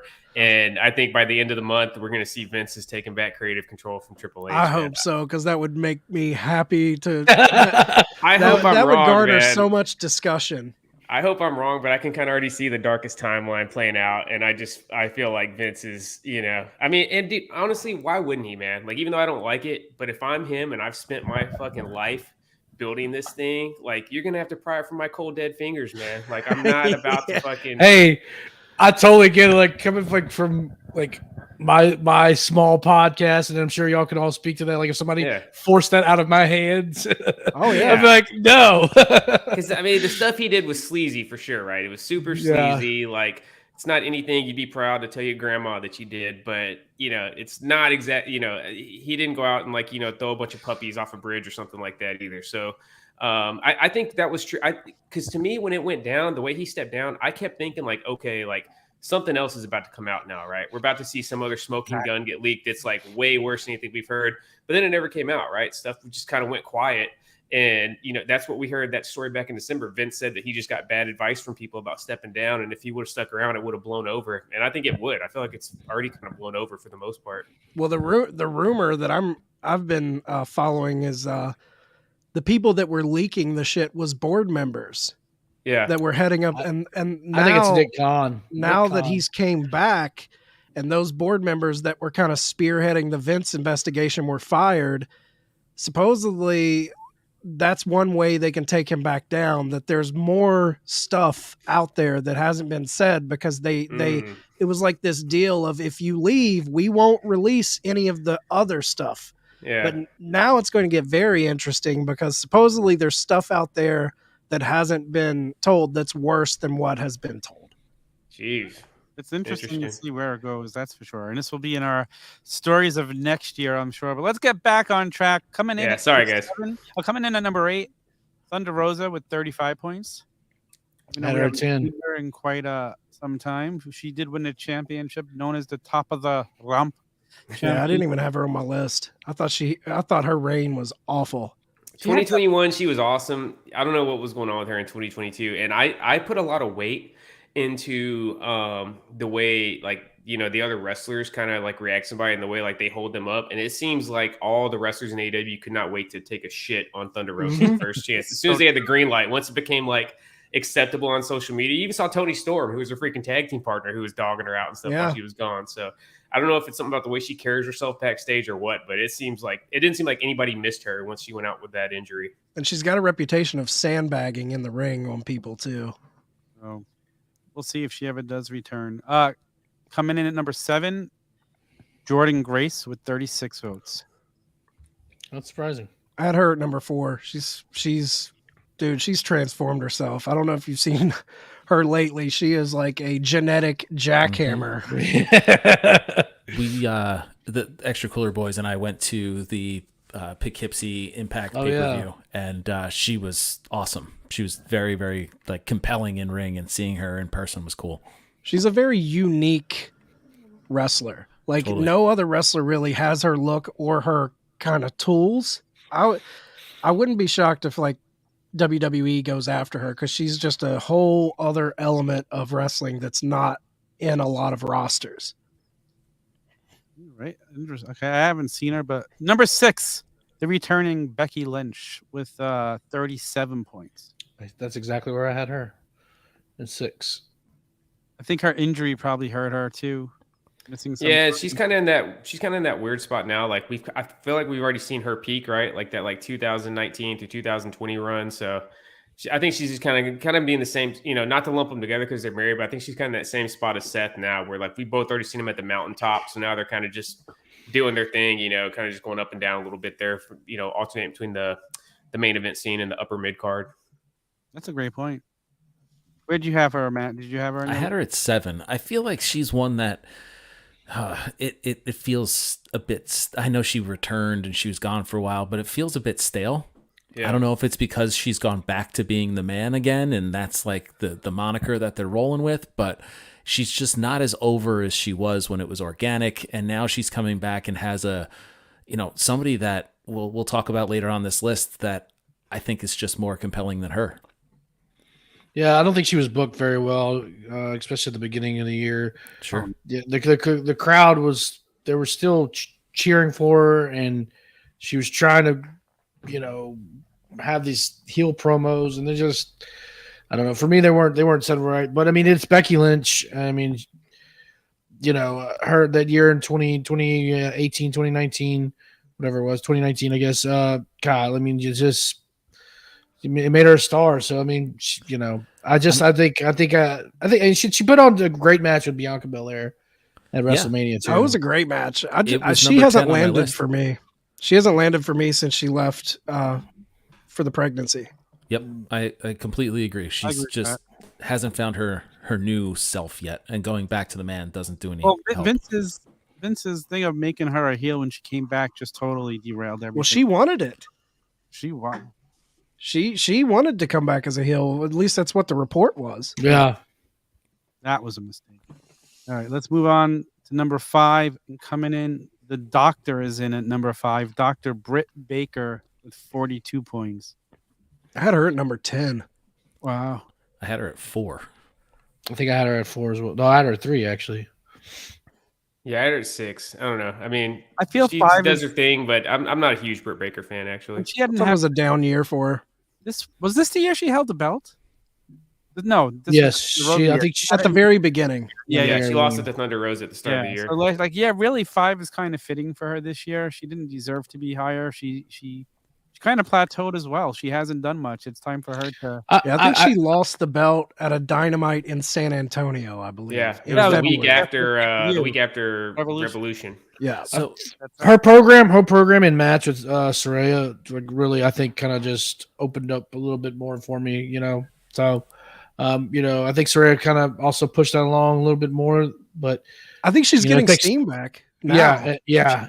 Her promos, even that live promo she had in the ring with Saraya before their match. Right, that's what I'm talking about. Yeah, they were booing Britt before that promo, but as that went on, they were cheering her by the end of that, and I feel like that's what I said. Oh, maybe we should go face with her, and it feels like that's what they've been doing, like something fresh, which is needed. They've been fighting that babyface turn for a while, man. She's been getting cheered for a long time. Oh yeah, yeah. I think it's time to turn her, but make sure at least still have that attitude edge to her still.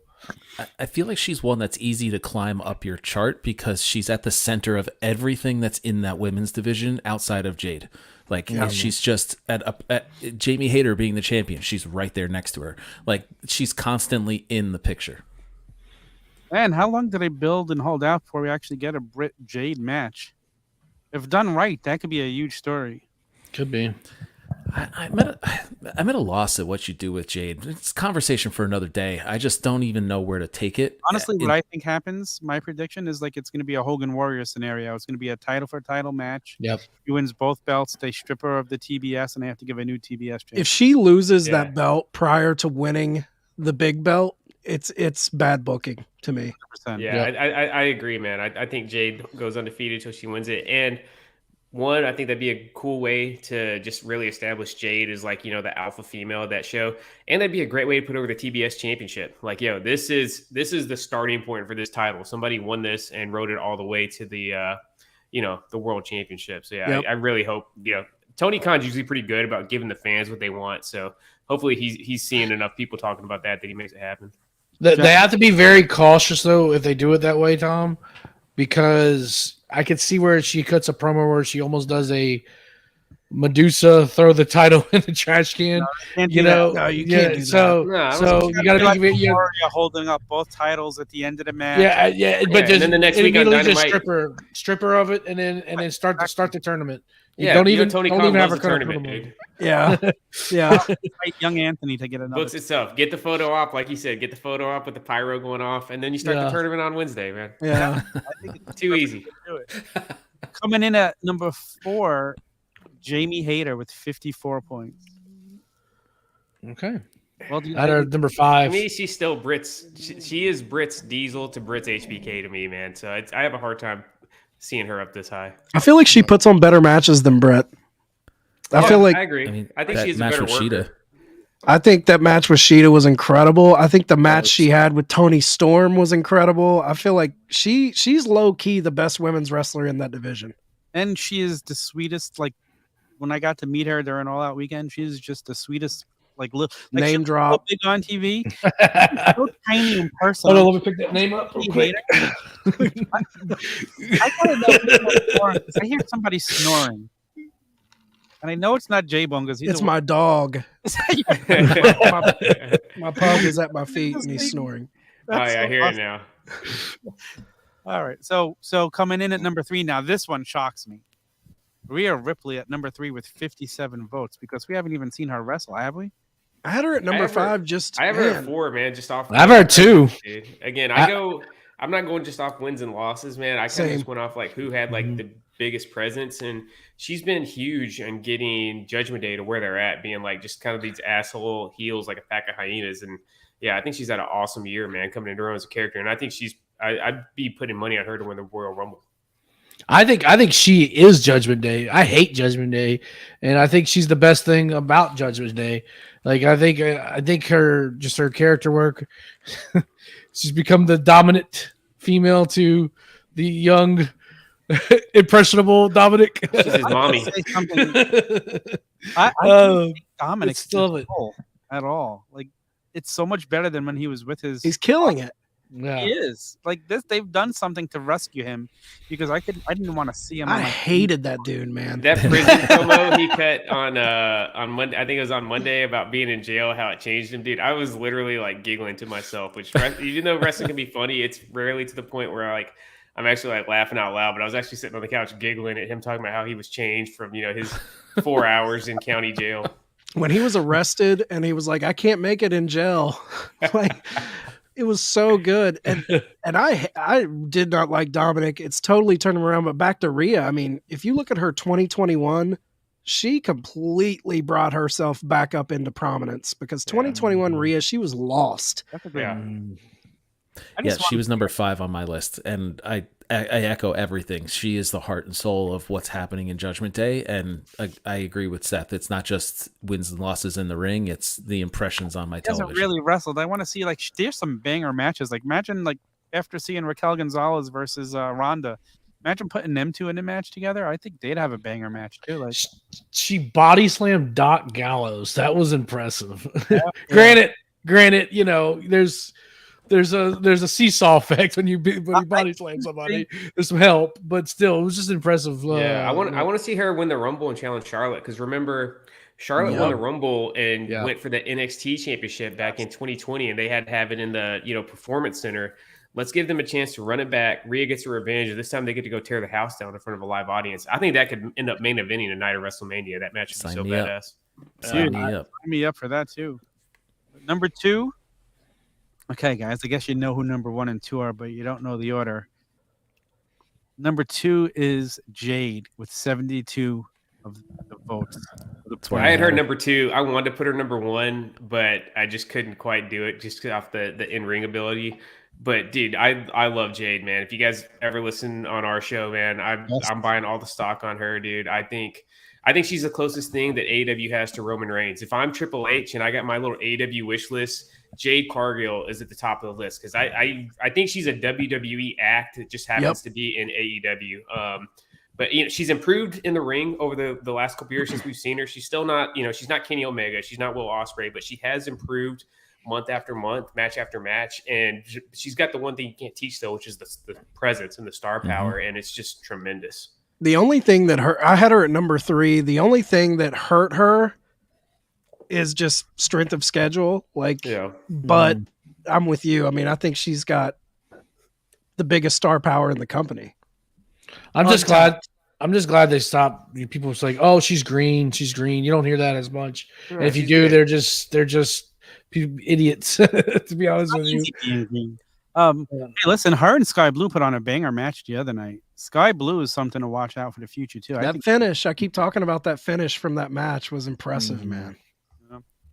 When Jade was on the official AEW podcast with Aubrey and Tony, that's what really kind of bumped her up a couple notches for me. She addressed the criticism. She said, I hear people, saying I'm green and stuff in the ring. She said that she realizes she's not capable of going out there and put on a 25-minute match right now.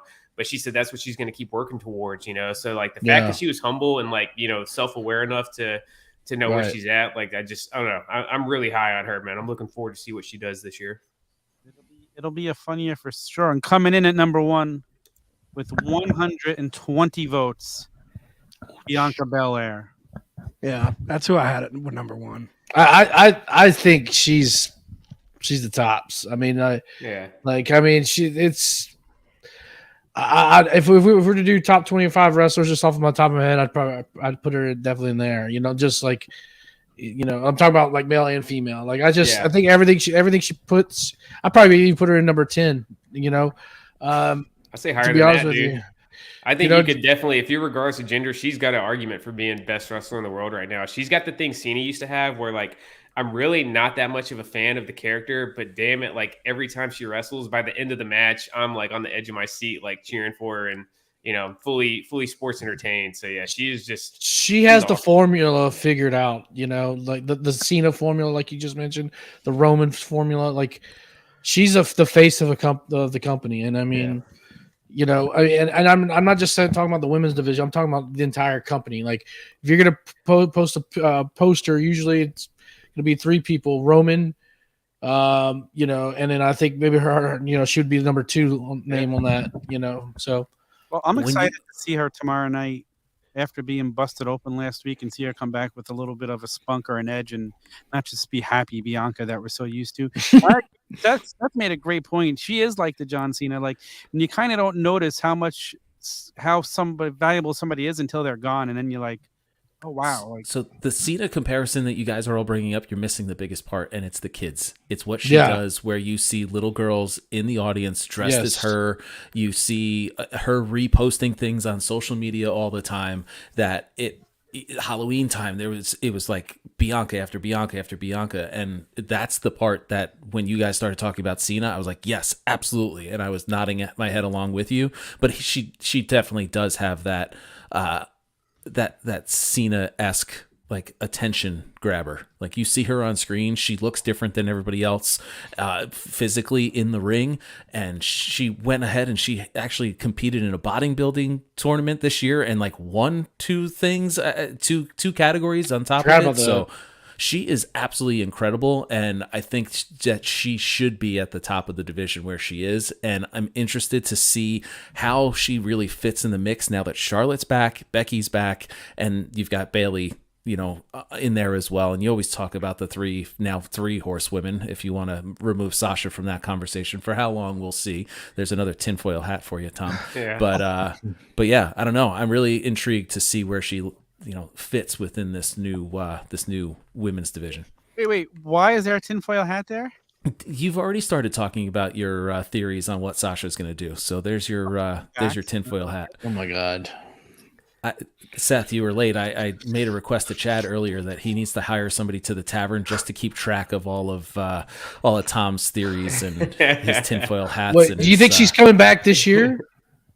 I think it's a strong possibility. I really do. I do too, man. I do too. Back to WWE? Yeah. Yes. Rumor Bye, Sasha. She's gone, man. I don't want her to, man. I'm kind of over Sasha. I call her CM Punk, man. I think she's just, she seems like she's just kind of painted. Obviously, we don't know these people, right? I'm strictly complete outsider.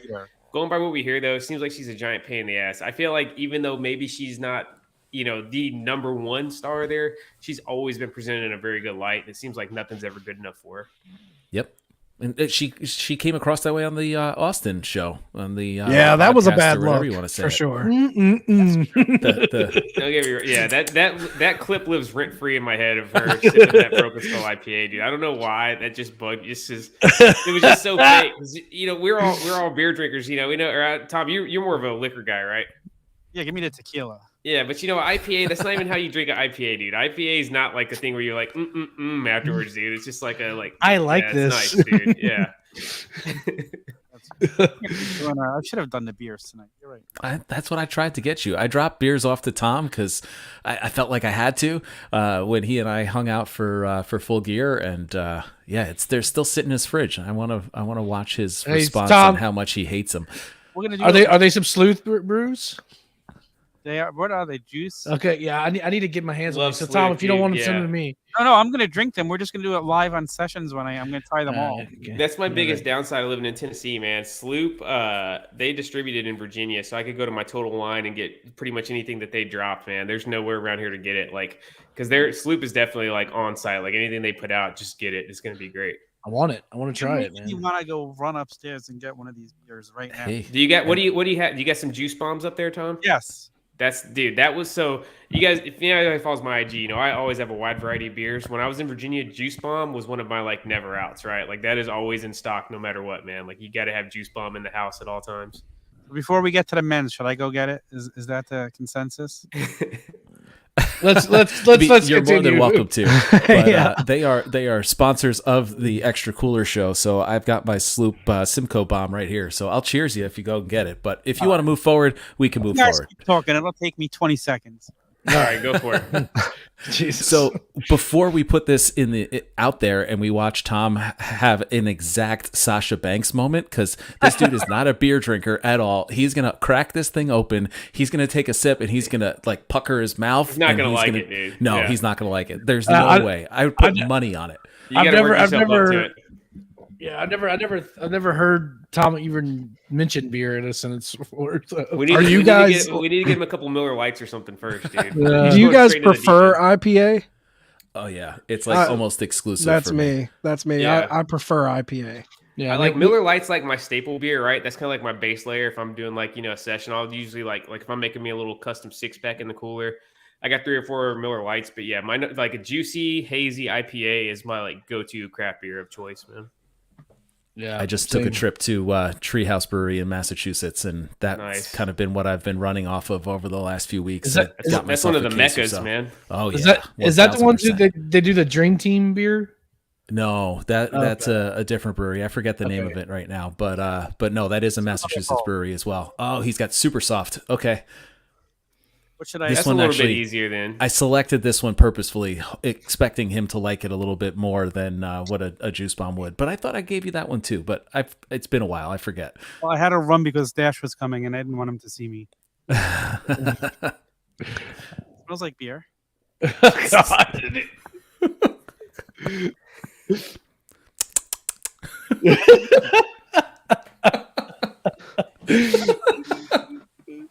I remember my first beer. No, I actually don't. I actually,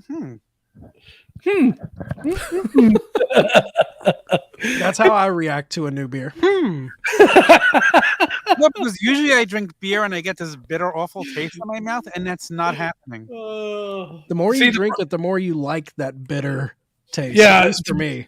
You see, Tom, I started drinking beer when I was 12 years old. So That's the problem. I remember being in barbecues, like in my backyard, and being like 6, and my dad would let me try his Budweiser, and I'd be like, ugh. well, that's the problem. I never agree with that. But we have to move on to the men's. I actually think I like it. So I'm that at the was opposite end of the spectrum. I'm popping the top on a Coors Banquet beer right now. there you man. go. I love Cheers the to that. banquet, man. I've never really liked Coors, but I've been watching a lot of Yellowstone, and I saw they had a 6-pack of the pint cans, the 16 ounces, and it was like fucking $7. So I was like, yeah, screw it. Let's go. I prefer those to the Silver Bullet. I don't like Oh, the yeah. Silver Bullet. All right. So let's move on to the men's. We've got our top 10 men wrestler of the year.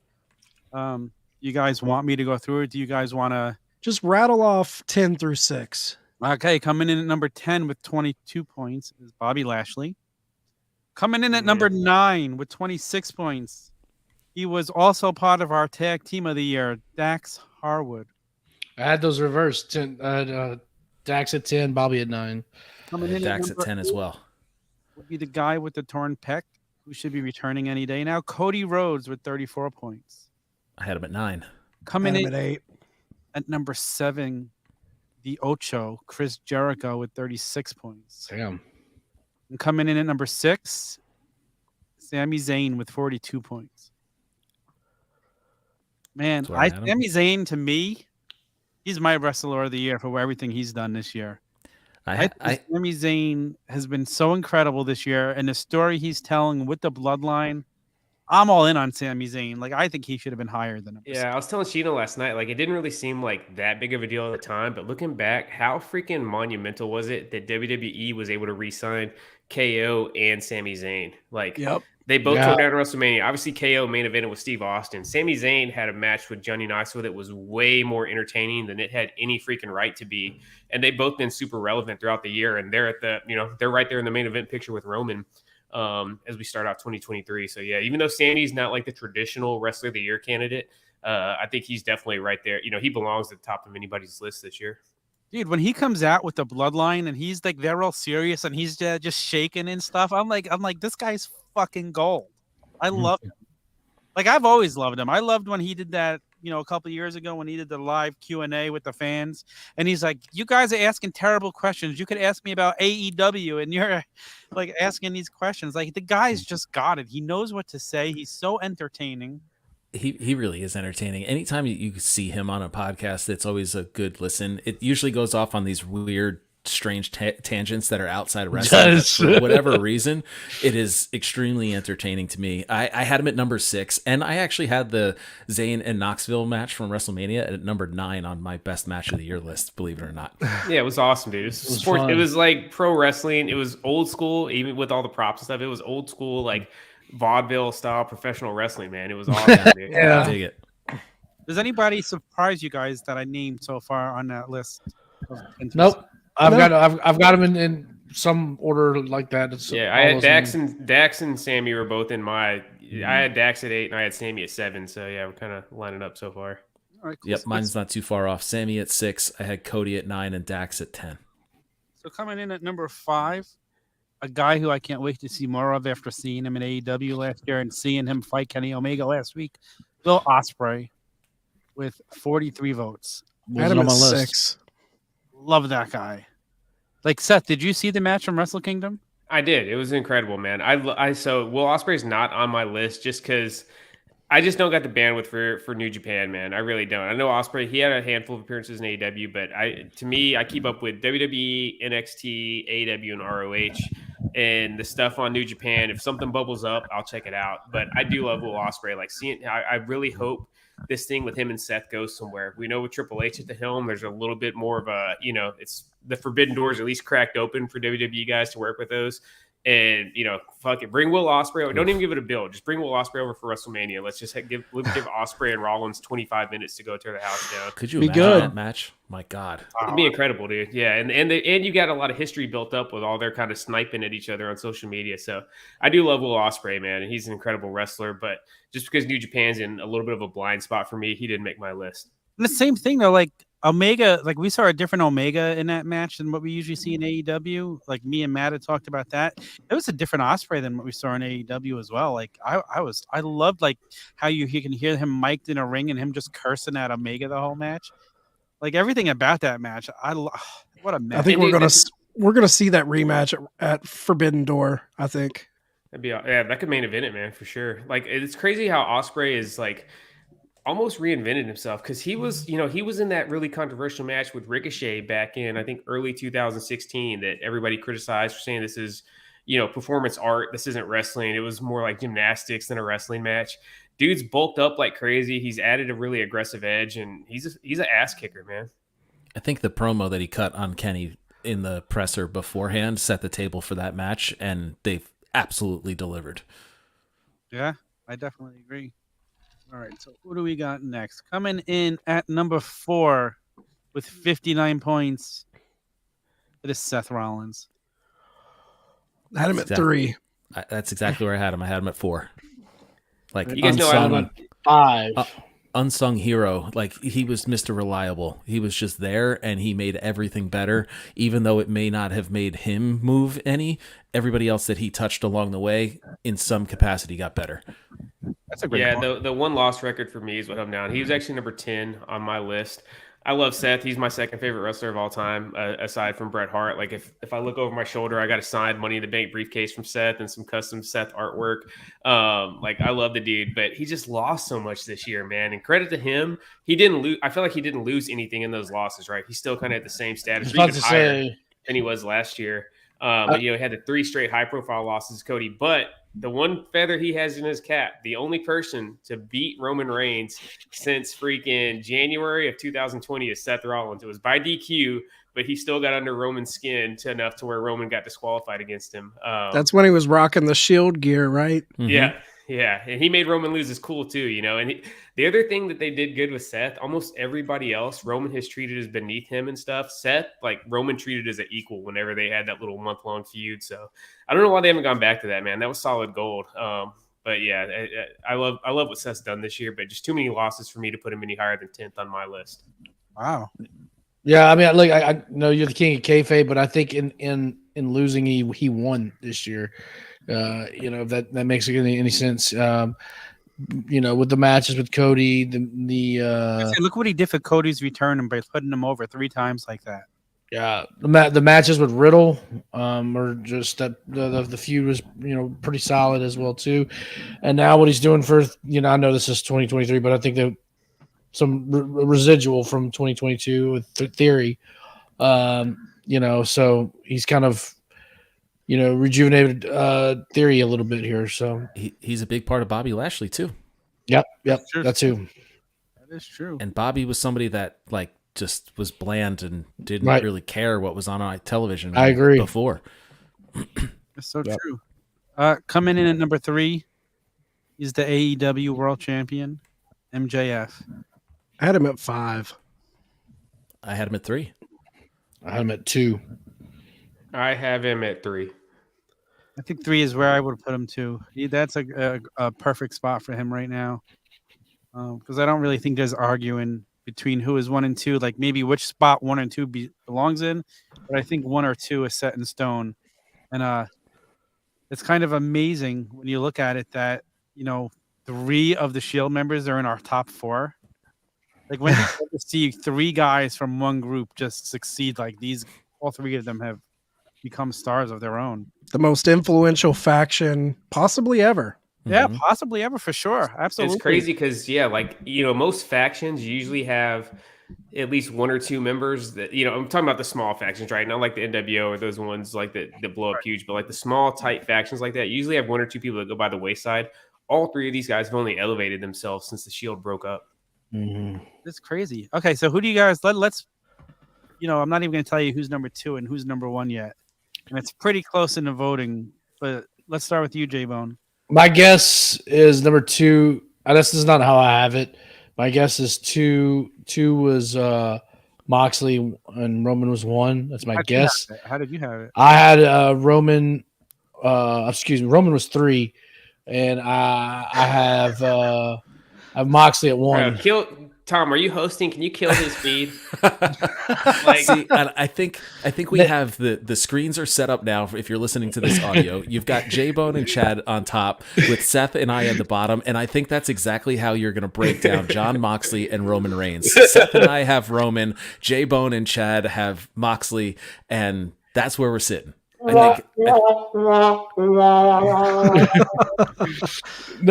mean, I just at the end of the day, honestly, yeah, Roman, he put on some good matches, but he didn't wrestle that much. He wrestled only a handful of times, and yeah, okay, I got MJF number 2. You could also argue that as well too.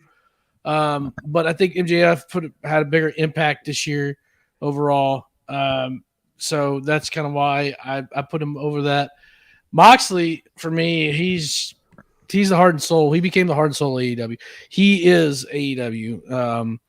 And he put the company on his back whenever they needed him the most. Right. And I mean, every match he was on was just crazy. I mean, and he was on several Dynamites. Obviously, every pay-per-view. He did Rampages. Rampages, you're right. Yeah, I mean, he did even dabbled in GCW, Defy. Right. I mean, he main evented GCW Nashville at fucking 2:00 in the morning and put on a freaking banger, dude. And let's not forget, he came off of rehab, which is not easy, Dude. And how does that moment not make a top 10? That was in 2021. Oh, was it? Yeah. But he came back. I think it was like February or something like that. And I mean, it just went to work, literally. So I think that's why I got Mox at number 1. You said it perfectly that like every time the company needed him, he was right there. Anytime that a ball got dropped for whatever reason it was, Moxley was right there and picked it back up and ran with it and didn't run just for a couple yards. This dude broke a 90-yard touchdown dash. Like, he was incredible all year long, and I can't be mad at anybody for selecting him number 1 over Roman. But Roman, and maybe it's a WWE thing, maybe it's not, but Roman is the center of the wrestling universe, and that's how I view it. You could throw your ones up with Seth over here. I'll throw my 3 up. For me, he's my number 1. It's just the center of everything, and rightfully so. I think it comes down to, do you judge this by kayfabe or do you judge this by overall impact? Because Roman, obviously, bigger star, bigger concrete storyline. Mox didn't have one big storyline. Roman's been crushing it on this storyline since the pandemic.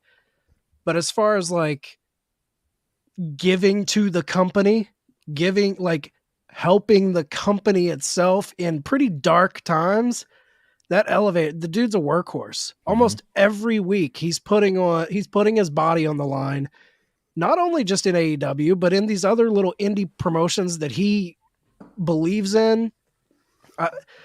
Guy was putting on solid matches, man. He's helping young talent get over with that match with Yuta. I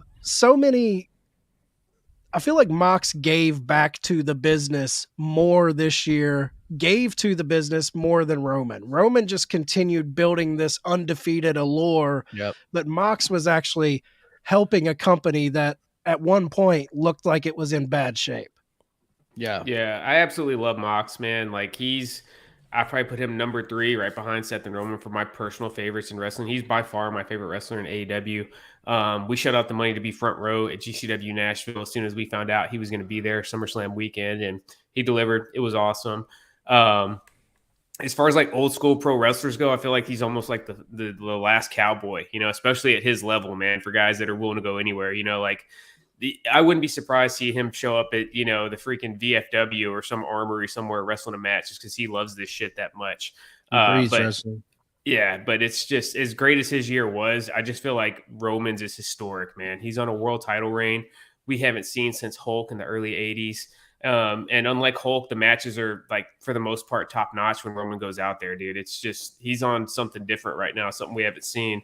And it's still peaking, man. Like, at this point, I'm not sure he loses the belt at WrestleMania. I think he might keep it going even longer just because they keep finding new ways to keep this bloodline storyline fresh, and Roman's at the center of it. So again, like Matt said, man, absolutely no shame. There's an absolutely compelling argument made to be Mox is the wrestler of the year, but I think Roman is just the absolute center of the wrestling universe for 2022.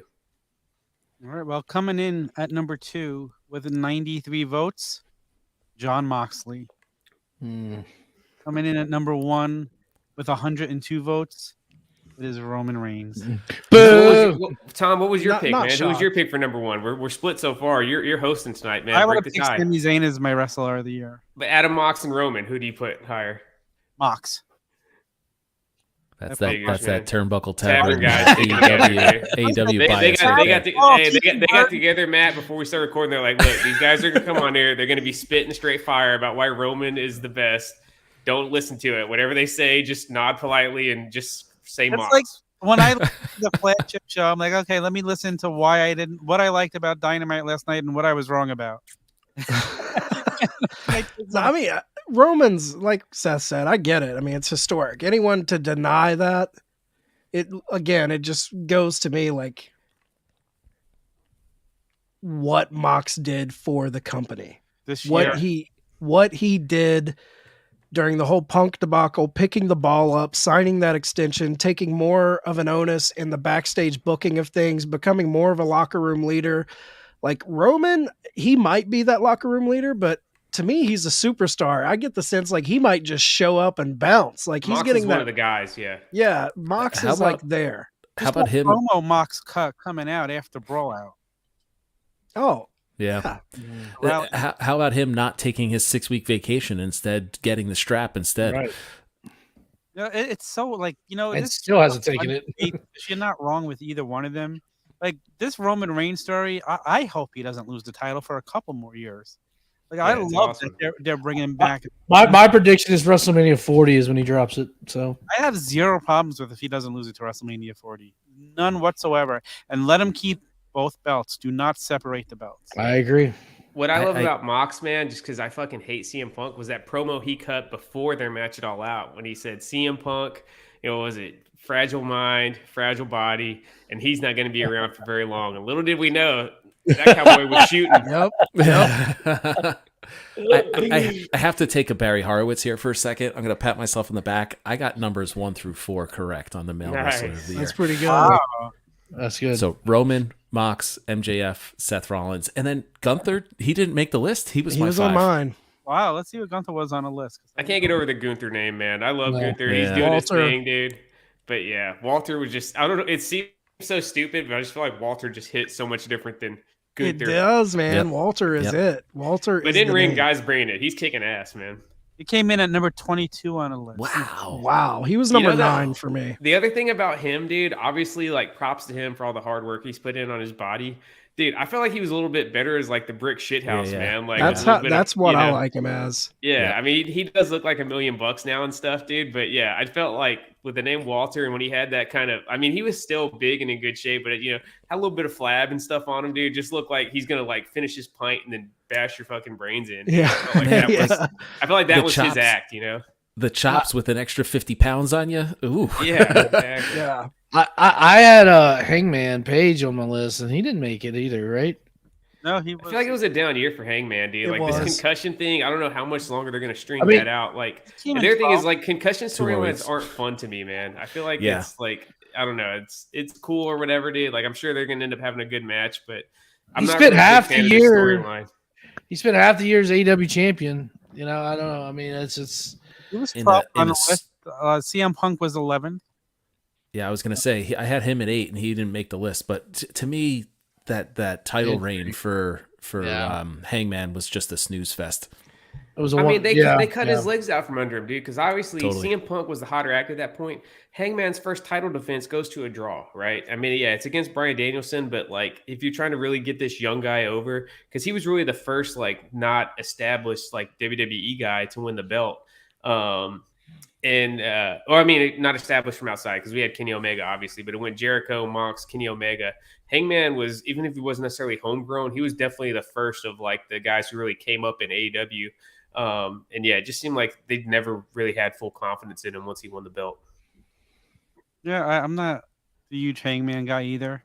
I liked him more before he won the belt. I've kind of fallen off the Hangman like wagon since then. I just want him to separate from Dark Order. Mm-hmm. Like I think that would help him tremendously. that's hurting him. Oh, this is crazy. We had a representative from every Pod Foundation show here. How much fun is that? Like, This is the first time ever? First time. free. Yeah. So, No. J-Bone, give yourself a plug. Tell everybody where they can find Coming Down the Aisle. You can find coming down the aisle pod.com. This past week I had our Turnbuckle Tavern's own Colton Jesse from beautiful Bowling Green, Kentucky. Hell yes. And so you can check that out. Tomorrow I'll be dropping a new list. Miles and I will be doing the top 10 Raw moments, of course, with 30th year anniversary coming up. And also I've got a unboxing coming free the fig of that anniversary set coming up as well too. So another great guest lined up for this week. So hey, this train is rolling. We're back, baby. Chad, plug the tavern. The turnbuckletavern.com is going to give you everything you need. The thing I really want to push though is Apple, Spotify, and YouTube. Subscribe there. We got a lot of cool stuff coming out this week. Matt is on the debate. If you want to watch it on video, it's on YouTube right now. Tomorrow, Monday morning, drops the audio. And you can find me and Sneedo every Thursday morning with the flagship. Matt, Extra Cooler. All right, the Extra Cooler Show. You can come check us out on Spotify, on Apple, and wherever you're getting your podcasts. At Extra Cooler over on Instagram, Extra Cooler Show over at Twitter.